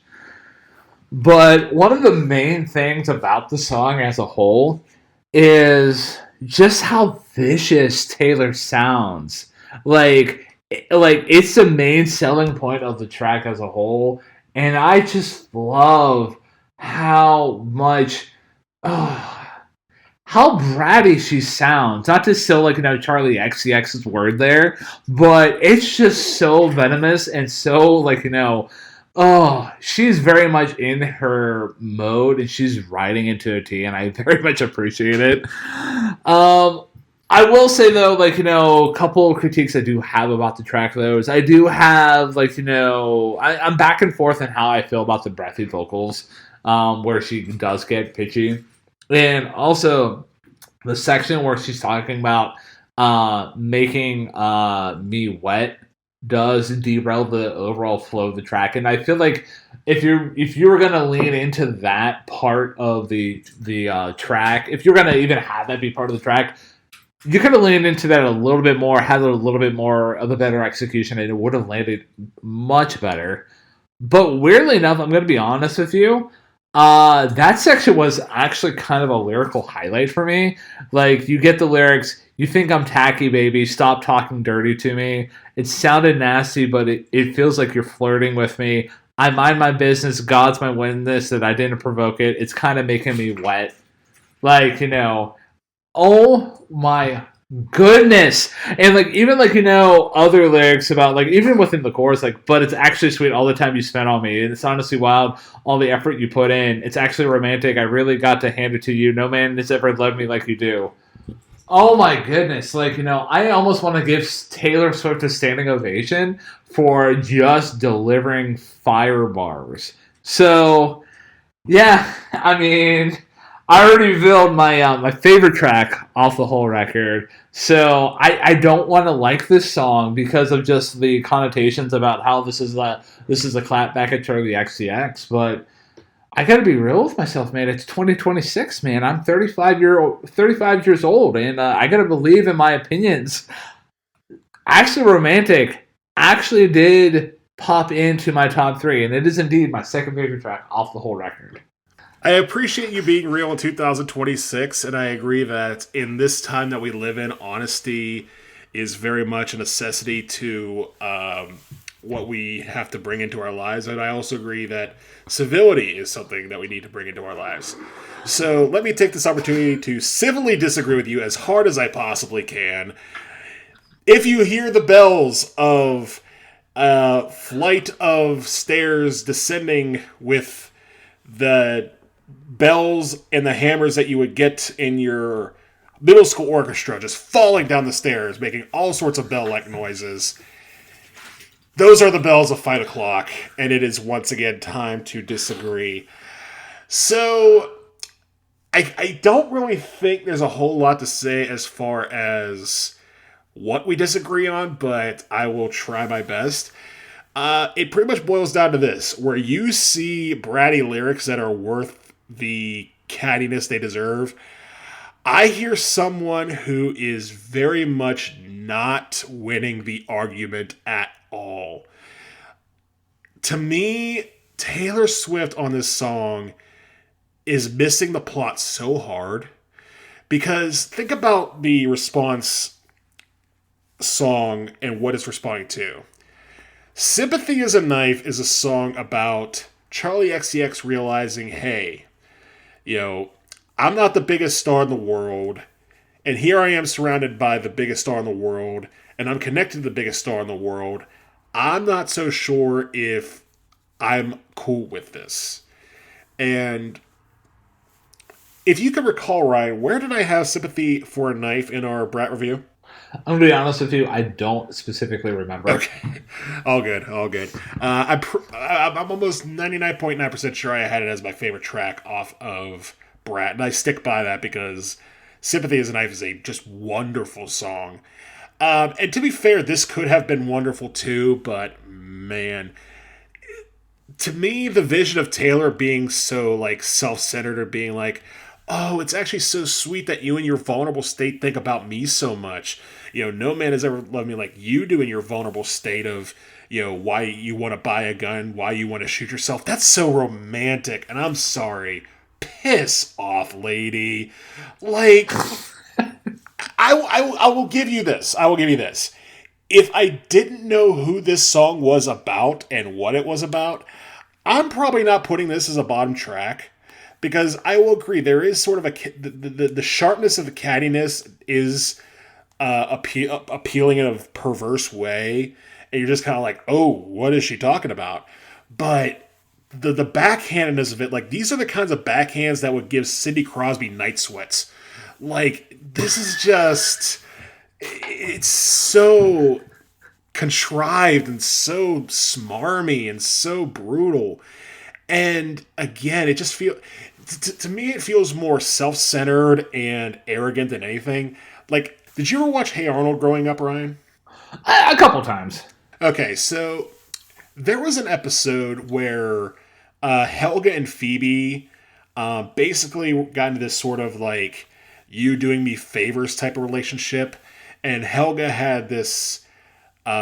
Phoebe had a dream where she was asking Helga to do a favor for her, and Helga was just like, a favor? You want me to do a favor for you? That's what I hear in this song. This is Taylor Swift basically proclaiming, I am your life. You think about me all the time.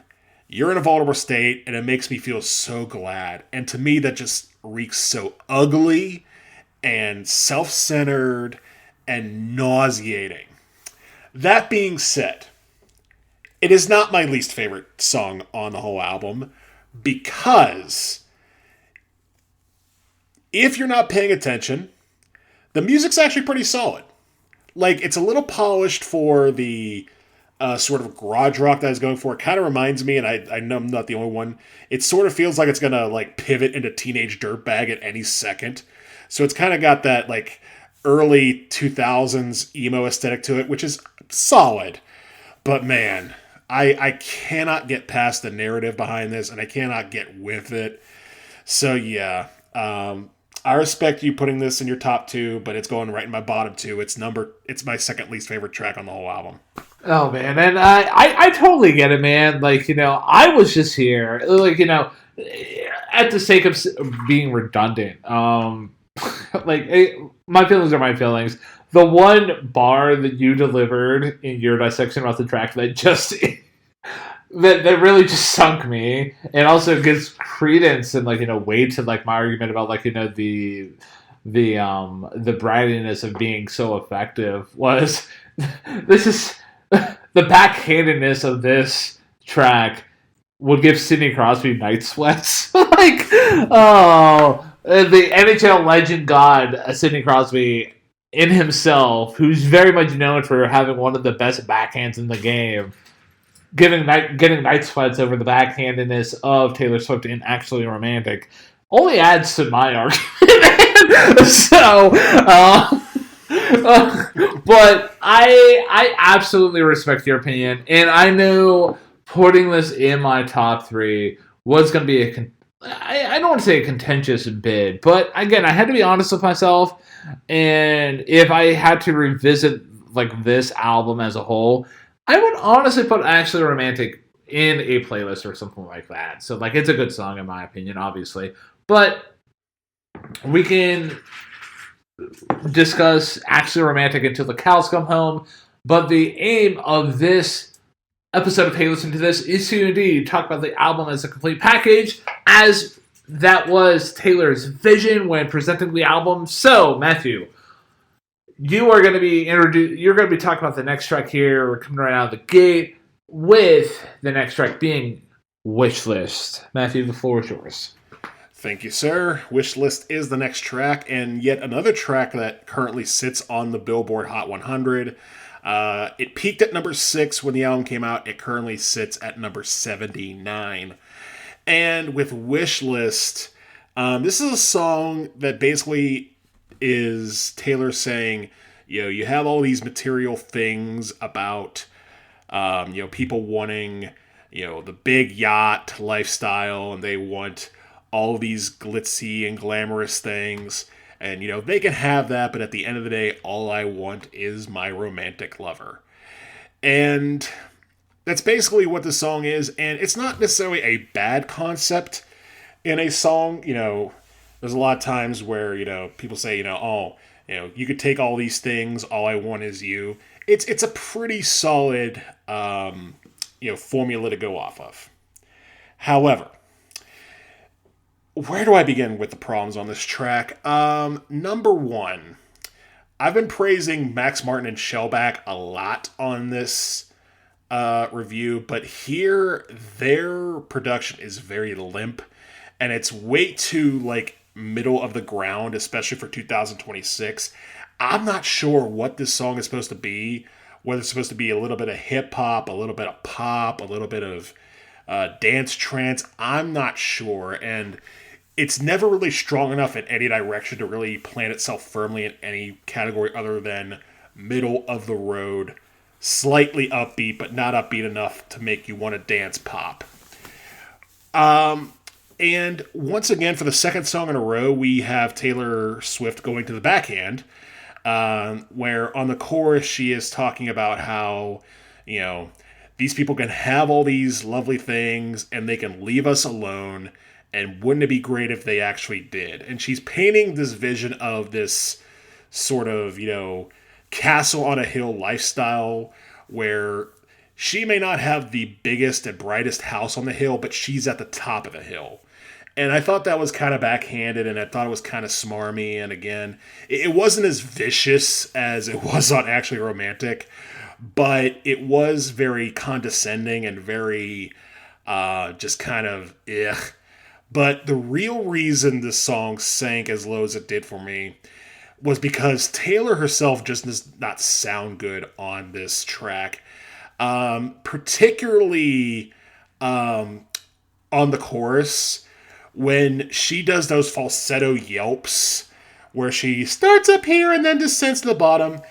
I did not like it when Sabrina Carpenter did that on Bedcam, and I do not like it here.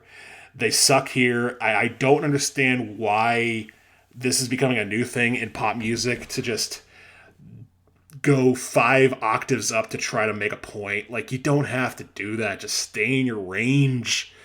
It doesn't have to be like this.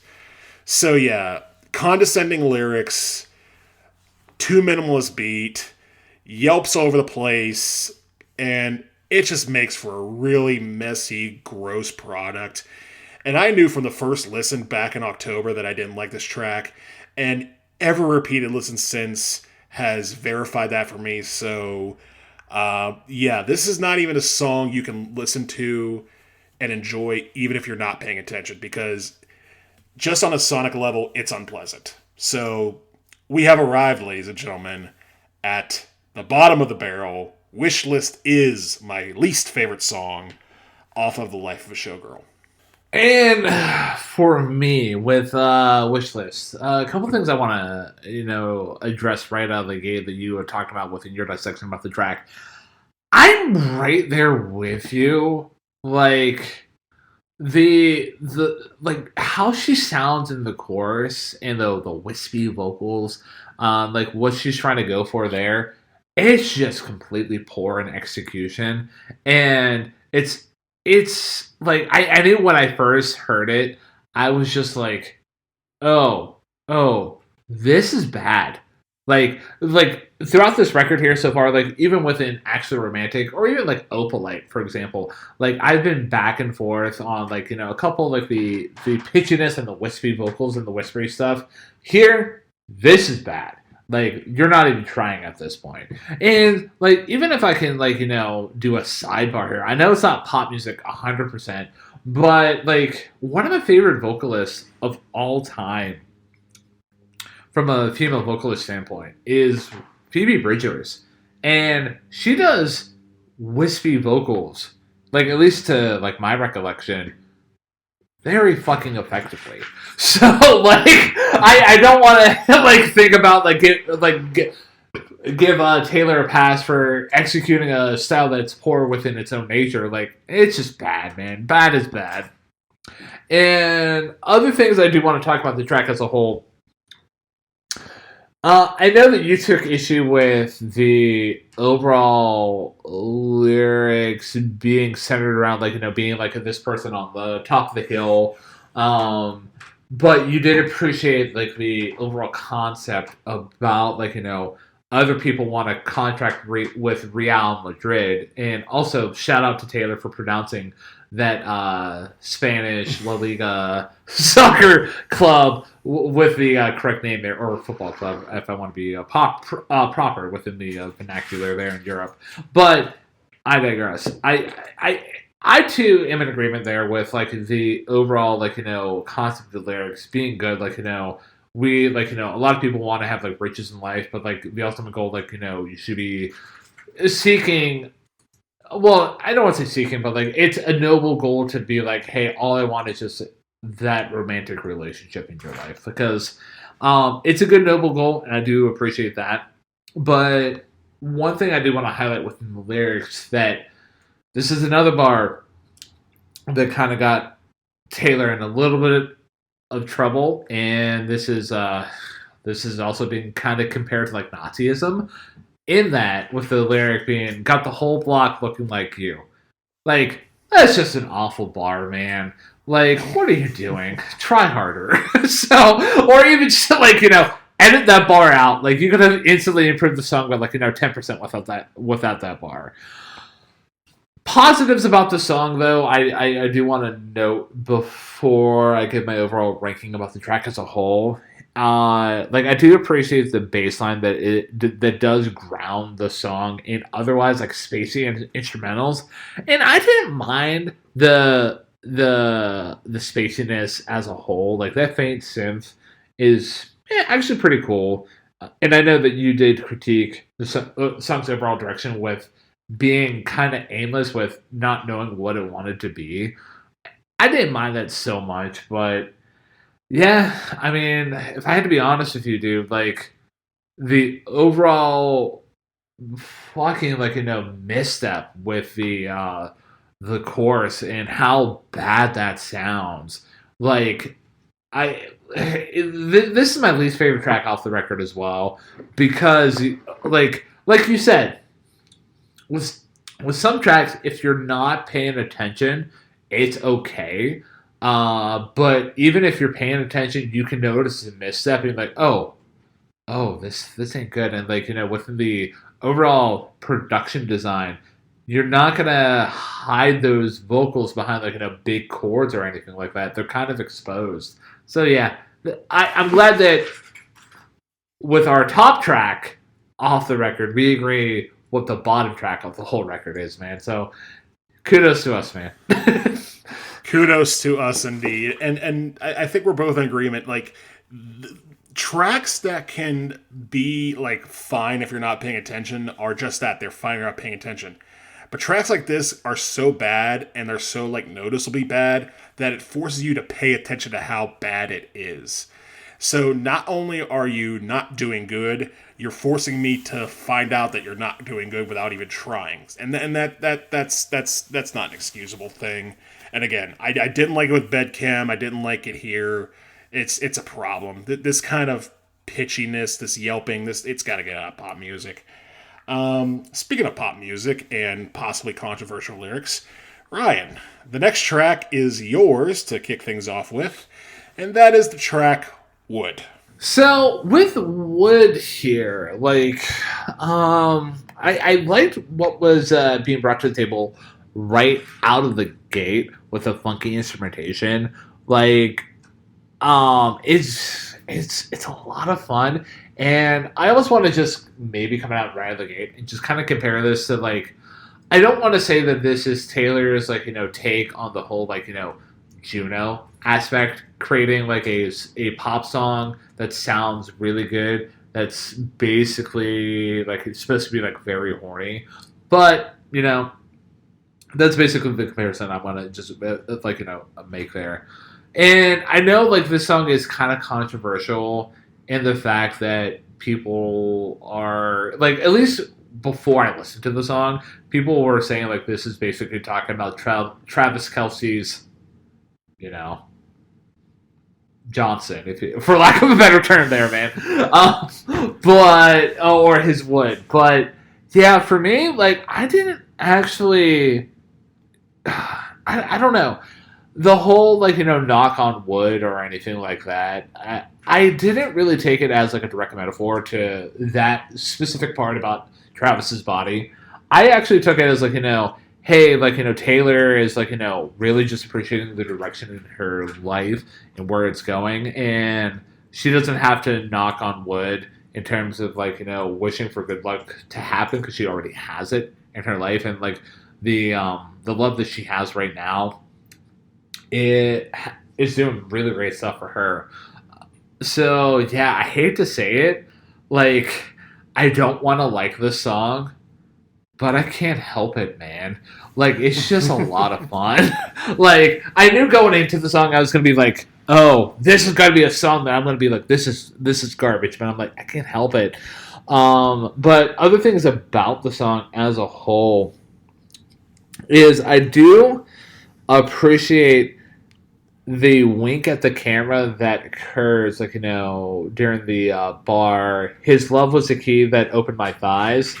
Because after that part, for the first time, the vocals kind of seemed to pause for a second. So, if this was actually a music video, which I don't... Is there a music video for this song? No. The only music video for this album, I think, was the Fate of Ophelia, and that was the only one, surprisingly. So, I almost feel like within the concept of a music video, which would be kind of entertaining with it, given the song's context, this would be the moment where Taylor's kind of winking at the camera and then proceeding with the rest of the song, which I kind of did appreciate, that placement of that lyric and the deliberate pause within there.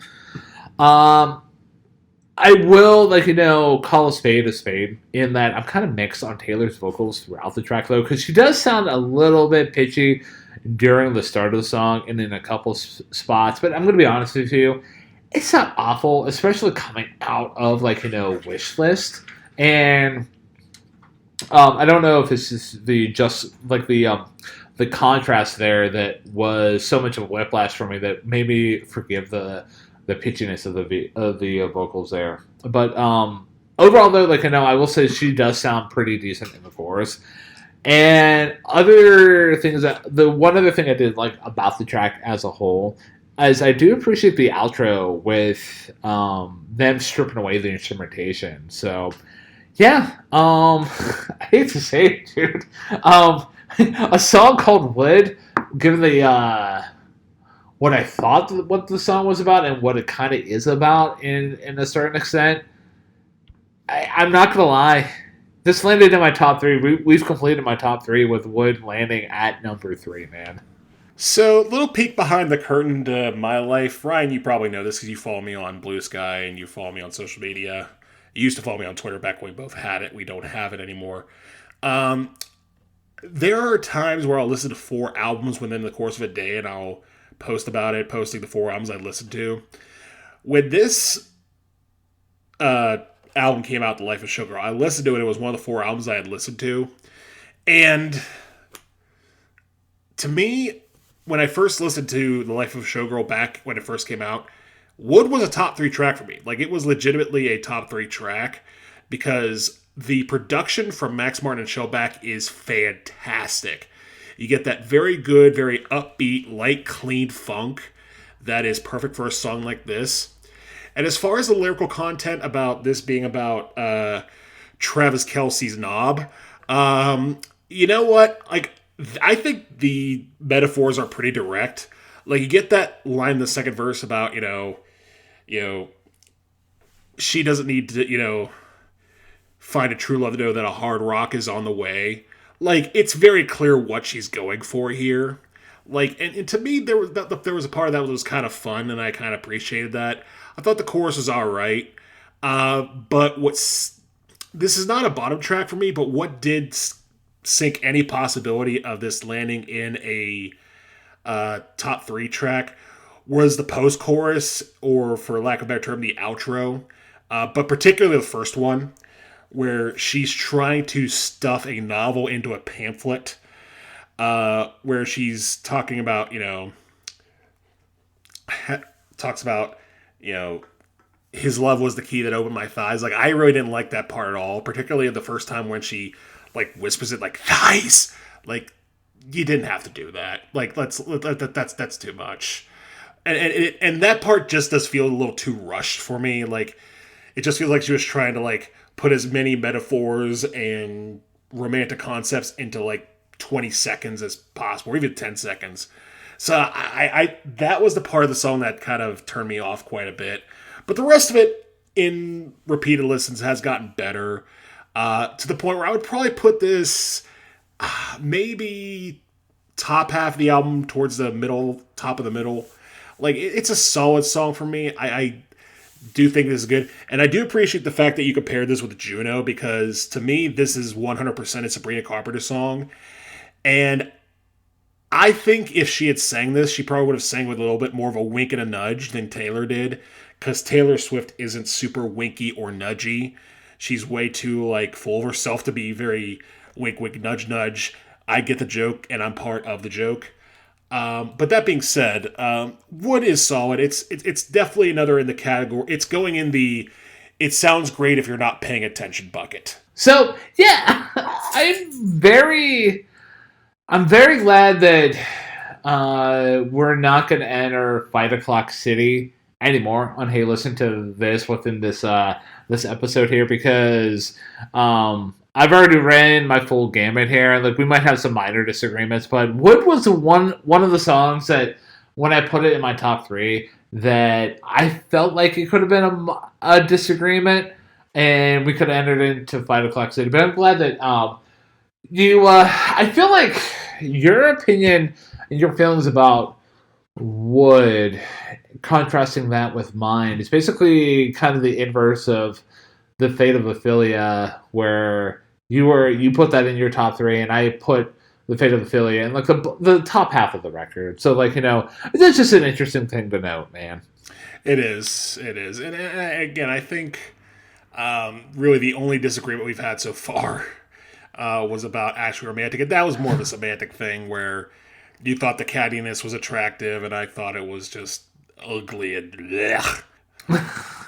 So, without any further ado, Matthew, are you ready to kick off the last leg of the record here with the song Cancelled? Absolutely. I will take a hold of Cancelled. And once again, we have Taylor Swift going into mean girl, bad girl territory. And this is a track about how she has a dark underworld where she has a lot of friends, and she likes her friends to be very much canceled from society, not being part of the mainstream, very underground. And I'm not so sure I buy that, but at the same time, I don't really care. To me, this track is solid, and I know a lot of people are, sort of against it because, oh, it's canceled. It's a song about being canceled. It's such a modern thing. It's fine. To me, honestly, this is the track I referred to earlier when I said a song like this could have used a line like, I make deals with the devil because my dick's bigger. Like, this is a song you put that in, not Father Figure. This is a song right here that you do it with. Because I feel like Taylor's performance is a bit more brash, a bit more out there, a little bit more in your face. And to me, it kind of works to the point where, you're convinced that she does have this pack of baddies that she hangs around with. The only problem is she blows it on lines such as, she likes her friends cloaked in Gucci. Like, to me, that was the part where I was like, this is the rich girl Taylor coming out again, and I don't like it. Especially on a song like this where, we've been to high school, we've been in college, and we know that there's that certain like group of people who sort of have this sort of punk aesthetic, this sort of antisocial aesthetic, and to me, they're not wearing Gucci. I'm just gonna throw that out there. Like they're not the types to be like wearing the latest styles and rocking the latest fashions. Like they're very much antagonistic towards the mainstream that would cancel them because the mainstream cancels them for being an outsider, being an outcast. And to me, trying to say that your friends who are canceled wear mainstream designer clothes, like that doesn't make sense to me. But that is a bit of a nitpick. Ultimately, I think the production's solid. I think Taylor's singing is solid. It does kind of go over the place in places where, it has that ebb and flow of, the big chorus, then absolutely nothing. But that is a solid dynamic shift. And to me, this is definitely an album track territory. Like, this is not my top 6, but it's not in my bottom 3 either. This track's all right. And for me, like, I'm going to talk about the song from the instrumental aspect, and then I'll get into the lyrical aspect.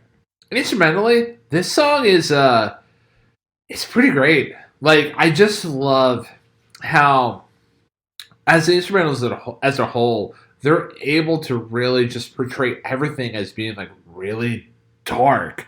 Like everything's just so gnarly and everything like that. And I really appreciate what they were executing there, and even especially during the chorus, because in the chorus you get the synths doing chords during the whole like chorus, and like everything just sounds so dark with those chords. And also on the instrumental and like songwriting front, like the bridge is a highlight for me. Everything just sounds like so dark, and that was that's a good part about the track, and like just the overall like presentation's gnarly, and I like what's going on there. But upon further reflection, I almost want to pull an audible and put this song in a bottom track territory, but I've already locked in my ratings before hitting record on this episode here, so I'm gonna stand by what I said. This is not a bottom track according to like my official rankings, but like even just upon further reflection, like looking at lyrics, like did they catch you having far too much fun? Did you girl boss too close to the sun? Like, I know people within like the realm of like cancel culture, like there's a lot of like controversy behind it, and I don't want to get too political with hey, listen to this and like this episode that we're dealing with right here right now. But people got to realize that there's real stuff behind the concept of being canceled, and people just like don't get canceled for like any random reason. It's not like oh hey, Obama put Dijon mustard on his hot dog. I mean, Fox News did like make a whole big deal about that, but he never got canceled over that. People get canceled for stuff like Louis C.K. did, the lead singer of Brand New did, and like there's a count. Like just do a Google. Like you can find X amount of people that got canceled, and there's a whole like Judeo-Christian aspect of it. Like of like do these people deserve forgiveness if they repent for their sins? And I don't want to like dive into that as a whole, but here the overall lyrical package depicts kind of like a backhanded concept to like the whole cancel culture as a whole. And on one hand I do understand and I get where Taylor's coming from with that kind of backhandedness, but unlike with Actually Romantic, I don't dig it, because you're kind of disrespecting the whole concept of being canceled in the first place. So yeah, that's my that's soapbox moment on hey, listen to this episode here.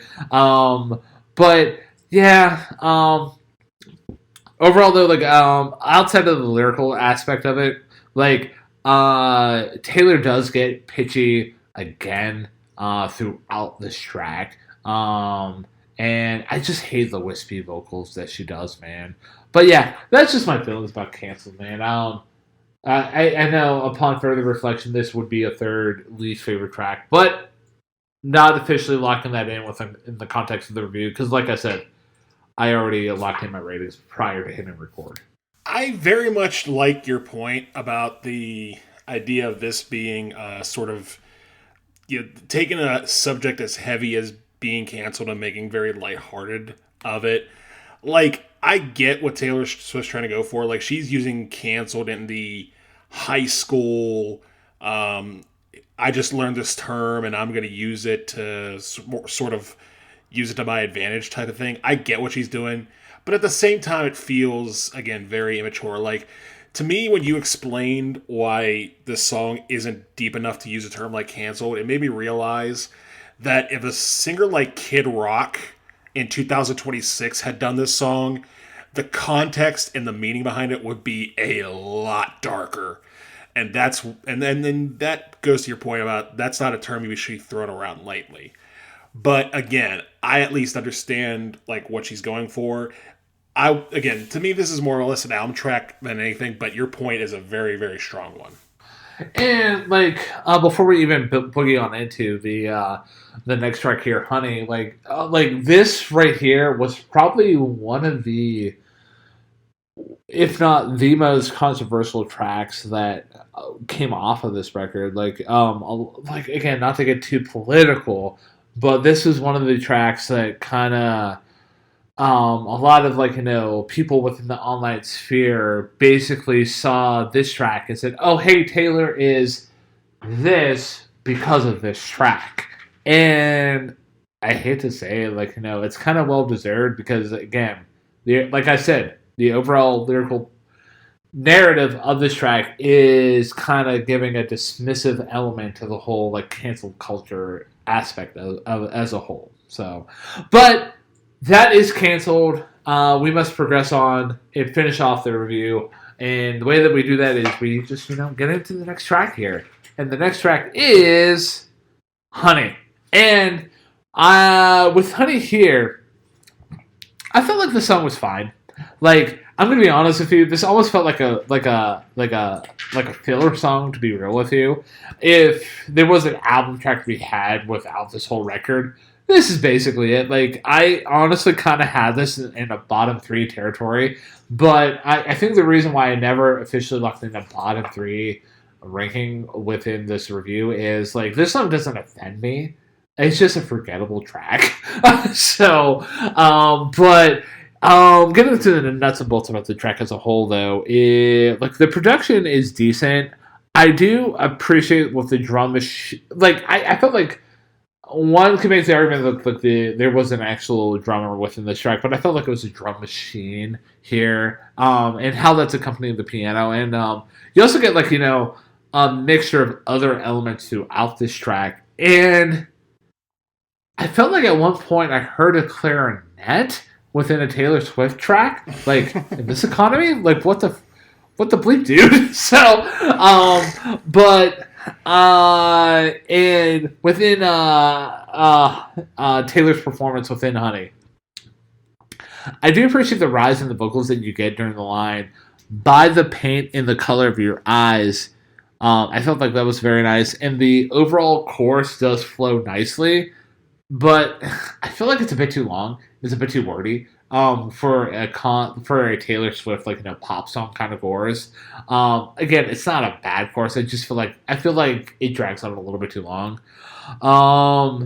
And Taylor does get pitchy once again during the post chorus, which, I'm gonna be honest with you at this point, since this is the penultimate track off the record.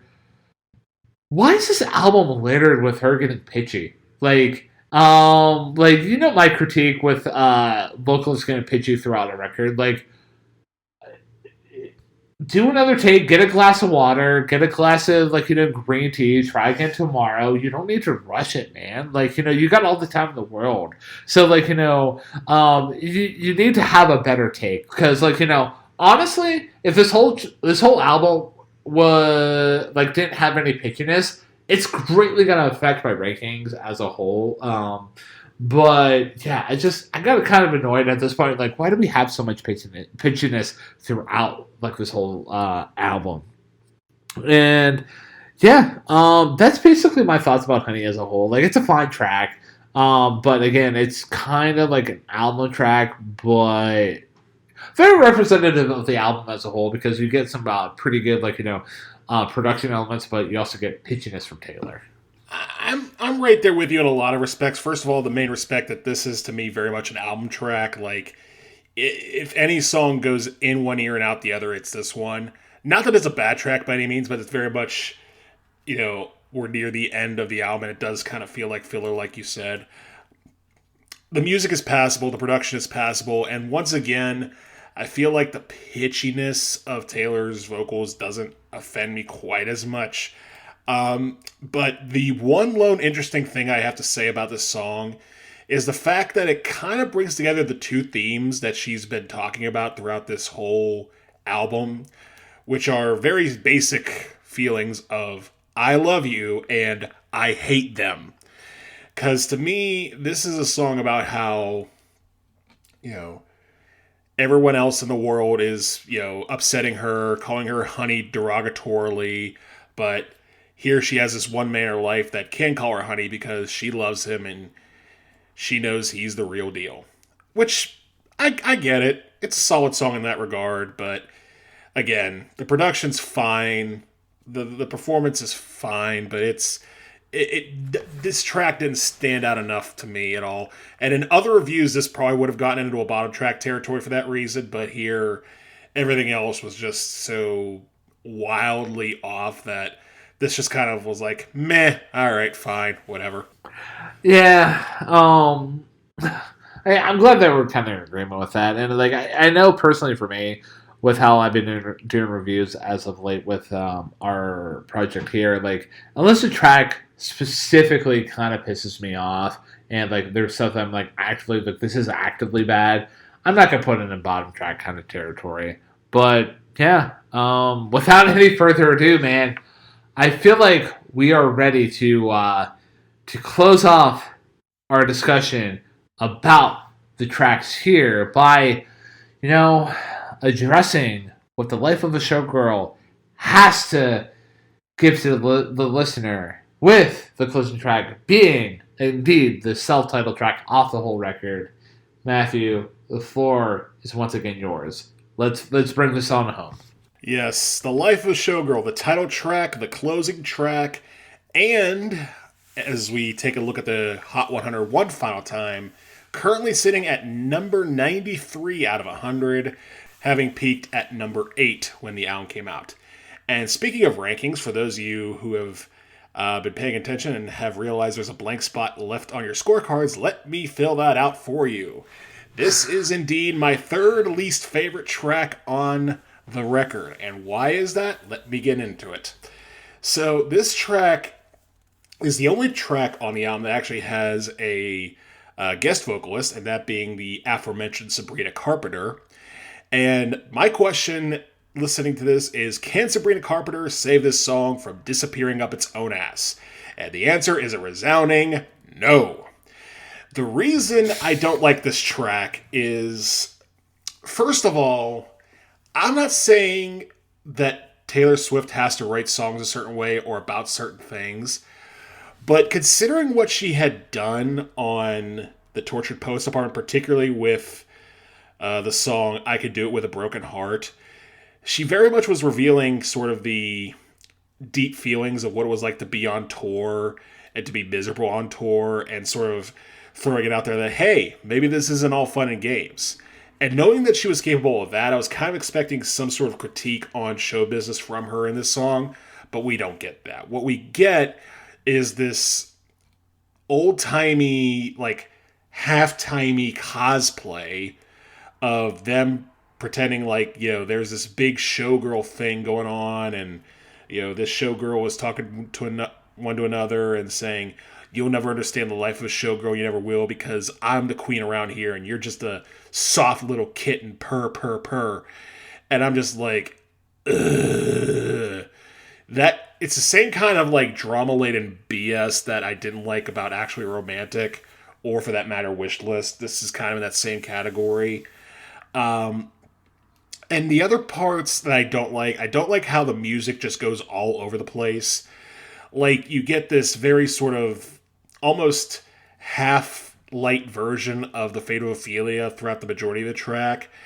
Um, and then you get that like double time part towards the bridge where it just decides to up the tempo for no reason at all. And then it has this like very long glissando part. They're being dramatic because, oh yeah, this song's about showgirls. We forgot about that.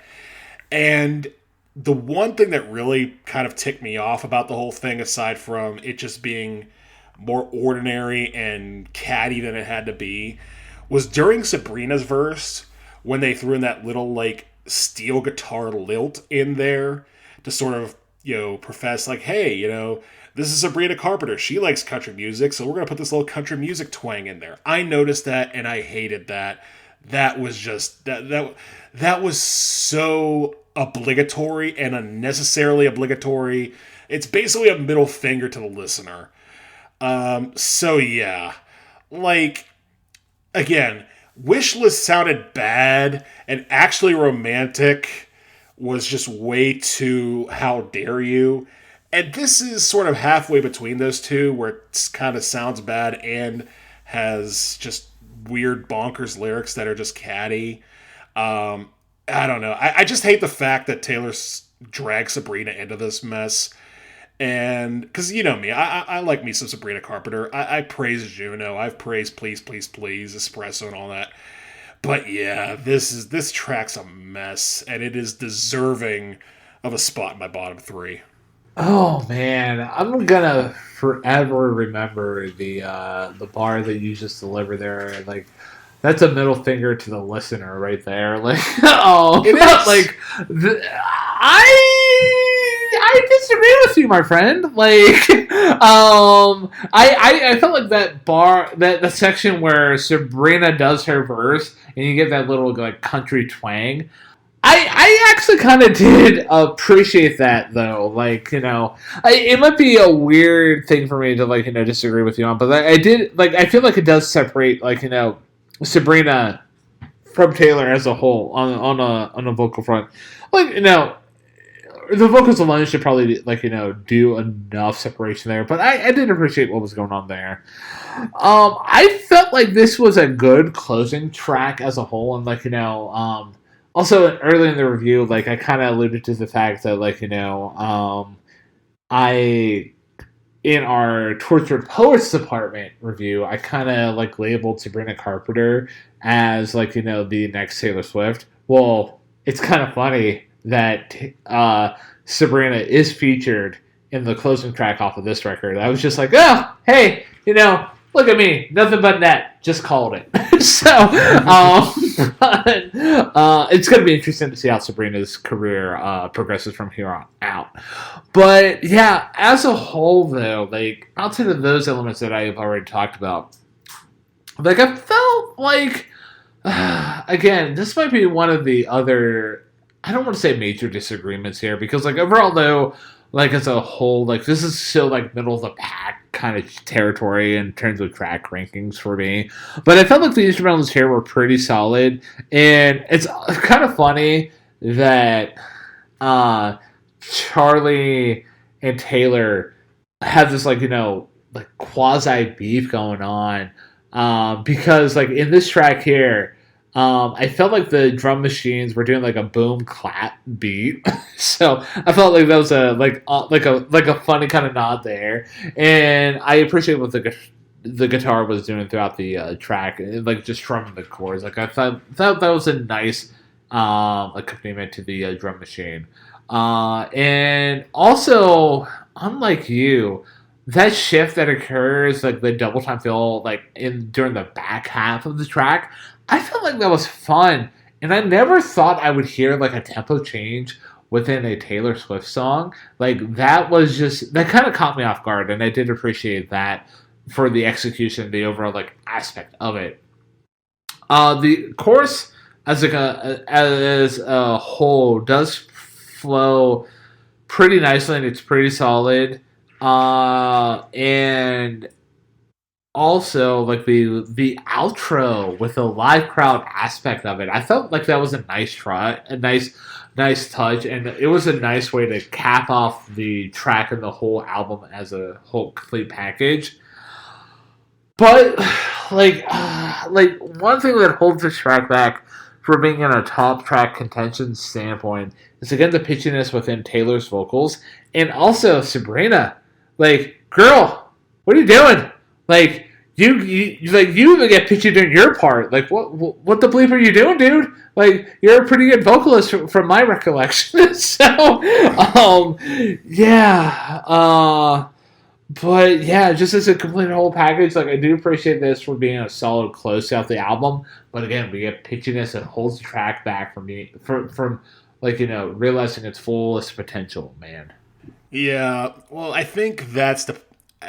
You mentioned something about the pitchiness, and I will get to that in my full review. But yeah, I don't necessarily agree with the pitchiness, but I do think there might be a theory behind that. As far as Sabrina, I thought she sounded fine. In fact, I think the fact that she sang as she did was enough of a differentiation that we didn't need the stupid damn pedal steel guitar thrown in there to be like, hey everybody, it's Sabrina Carpenter. We knew that.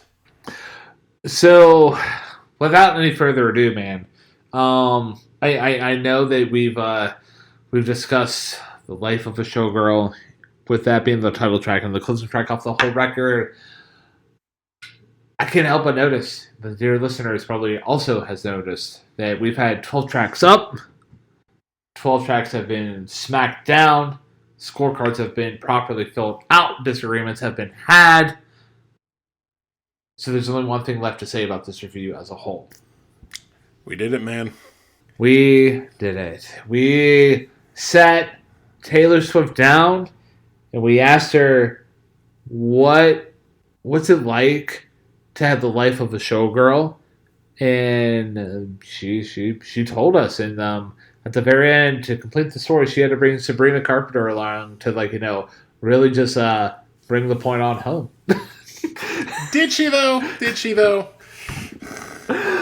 I feel like she did, man. Okay. So I'm going to go first in terms of my overall thoughts and ratings about the life of a showgirl as a complete package. And for me, this was a hard record for me to dissect, because I feel like with the Tortured Poets department that there was a lot more mid throughout the record with spots of good, but not really moments of complete crap and dog shit. Here with the life of the showgirl, we get extremes, man. Like, we get songs like Opalite, which are fantastic group songs that I will probably go back to. I don't want to say on a regular basis, but if people were to ask, hey, what's a good Taylor Swift song? That's going to be the one that I'm going to point to right away. And also we get sides of Taylor where she's really just leaning into her bratty self with actually romantic. I know we disagreed on that, but I still want to say that was a good execution. But then also we get basically unlistenable tracks, or just tracks that are just poor in execution or just a poor time in general, with Wish List and Ruin the Friendship as a whole. Throughout the whole album as a complete package, you get moments of pitchiness, questionable lyrics, execution fronts that are good but bad in some steps.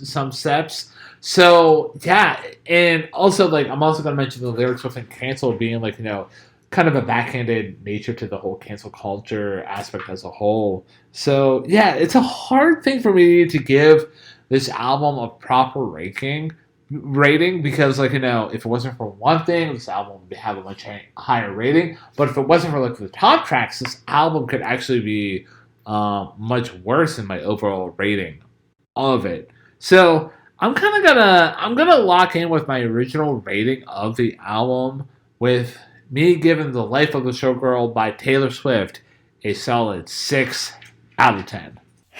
And for me, this album is again, I agree with you. It's hard to pinpoint a number on. My point of reference was much like yours, the last album of hers we did, which was her last album, which was the Tortured Poets Apartment. And to me, that album at least had, if it didn't have as high of a peaks as Opalite or even the Fate of Ophelia, it didn't have valleys like Wish List or The Life of a Showgirl or Actually Romantic, in my opinion. And to me, this overall is a solid pop album. But you mentioned the pitchiness of it and why she didn't go back to, get a glass of water and try it again. In my theory, and this is just my theory, this feels like a rush job from Taylor Swift because between the overall oeuvre of her music on this album, her presentation of the life of a showgirl, and the various costumes she was going with, this is Taylor Swift at her most scared. This is her scared of Chapel. This is her scared of Beyonce. This is her scared of Sabrina. This is her scared of Charlie. This is her scared of Olivia. This is her scared of whoever is coming down the pike next. Because you hear all these different elements of these artists in these songs, like Wood was very reminiscent of Sabrina Carpenter. Actually Romantic kind of sounded like Olivia. And other songs sounding like other artists. To me, that's basically Taylor saying, listen, I'm still on top of the world, and I can do this as good, if not better than you. And sometimes she can. Opalite's a great track. Fate of Ophelia is a great track. Eldest Daughter is a very honest performance, but some of it just does not work well. And I think, again, this is a rush job. This is her being scared. That being said, I didn't think her vocals were as pitchy. I thought the production from Max Martin and Shellback was a nice breath of fresh air, and it definitely lightened things up a little bit. But this is not the best Taylor Swift you can get. I wouldn't even say it's the best of her recent pop albums. So, much like you, I am going to give this album a 6 out of 10. And for the first time in Hey, Listen to This history, we have a member of the Pair of Sixes Club. Oh man. So yeah. That makes the math pretty easy here, man. And I feel like I think I'm gonna just stick with your Pair of Sixes Club, because I know we have the Hey Listen to This Hall of Fame where we both rate an album 10 out of 10. So that's kind of a clever thing to go with putting this album within that kind of club. But yeah, for those of you who can't math and basically need me to get to the point, our average score is a 6 out of 10 because both me and Matt gave this album a 6 out of 10. So, yeah. And for me, I kind of pinballed back and forth between the next album recommendation because, I wanted to go on one hand, going with the lyrical elements of, album that I felt like that was a little bit superior, exploring, the pressures of fame and the downfalls of it and, the dark side of it. Or, the other side of that coin, I wanted to, highlight another album within the year of 2025 that kind of just came and went by the wayside and didn't really get much recognition. So, I'm actually going to go with the latter of the two options with giving the next album recommendation of, if you want to try, if you listen to The Life of a Showgirl and you like that, or you want to just try something different that I would want to point you to, dear listener, I'm going to recommend Something Beautiful by Miley Cyrus. It's an album that I listened to a handful of times. Excellent pop album. I probably need to listen to it a little bit more just to put it within my rotation to make me appreciate pop music a little bit more. But yeah, it's a solid album from head to toe. I very much appreciate what it's going for. So yeah, that's my official recommendation, Something Beautiful by Miley Cyrus.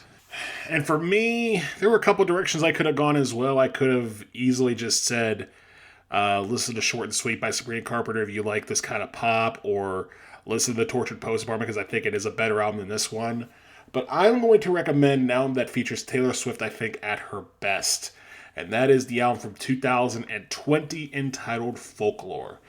Because that is an album featuring Taylor Swift with some of her strongest songwriting, some of her strongest singing, some of her most honest performances. And instead of chasing trends, she is becoming the trends by inventing her own sound on that album. So I would point you towards Folklore. If you haven't listened to that album already, I highly recommend it. I need to re-listen to that album myself. It's been a hot minute, but ladies and gentlemen, to summarize our complete thoughts and feelings about Taylor Swift in terms of overall ratings and next album recommendations. Our overall rating, because both me and Matt gave this album a solid 6 out of 10, so we officially inducted into the pair of sixes club. And then I recommended Something Beautiful by Miley Cyrus, and Matthew recommended Folklore by the same artist, being Taylor Swift, man. So we did it, man. We did it, man. What a review. Yeah, we disagreed on quite a bit on this review, but I think we honestly disagreed more last week with Double Infinity than we did this one, so I thought we kept it pretty civil this time around. Yeah, I agree, man. But yeah, I think like I said, like that shows to the growth that we have as friends and music reviews as a whole. And like at the end of the day, it's Taylor Swift, the life of a showgirl. It's music that's not made for us. So for us to dive into the record as a whole, it's an interesting challenge for both of us, and I feel like we've both got good nuggets out of it. So, but yeah, that review, that album is thoroughly discussed. We did an excellent job on that, and there's only one more thing we have left to discuss before we officially karate kick this review into bed. In that being our next direction, and I was one who put up Taylor Swift up for review here, so therefore by logic, Matthew, it is your turn to choose. So where are you going to take us next on Hey Listen to This? So for the next review, I'm going to go into a category, and very simply, I'm going to call this category Before They Were Famous. So we're going to be choosing between two albums of artists before they reached mass appeal. So I'm basically going to boil it down to you, Ryan. Your options are between 2 years, and these are the years that these albums were released. Your options are 1973 or 1997. Oh, wow. Wow. You know what? I've been kind of feeling the 90s as of late. I've been reading a biography by Thurston Moore of Sonic Youth fame. I know, they're not really specifically a 90s band, but they're kind of a blend of an 80s and 90s band. But I digress. I'm going to choose 1997, man. Okay, 1997 it is. And for our next review, we're going to be reviewing the only album by this band under this name, and that is the album entitled The Fourth World, and the name of the band is Kara's Flowers. Kara's Flowers? Oh, okay. I'm going to put this into the bucket of reviews that you brought to the table. I'm like, I've never actually heard of them before. I mean, I might have, but I will say this. Once you start listening and doing your research, you'll figure out the twist. Okay. Fair enough, man. Fair enough. So, dear listener out there, if you have never listened to Fourth World by Kara's Flowers before, make sure you check out that album before next week's review. That way you can have opinions about the record, and in return, you can have opinions about the opinions that me and Matthew are going to be bringing to the table next week here on Hey Listen to This. But regarding this episode, the only thing I have left to say about it is thank you for an unforgettable episode. We will see you next time. Give it up for Matt. I hope this didn't ruin our friendship. That's our show. We love you so much. Good night.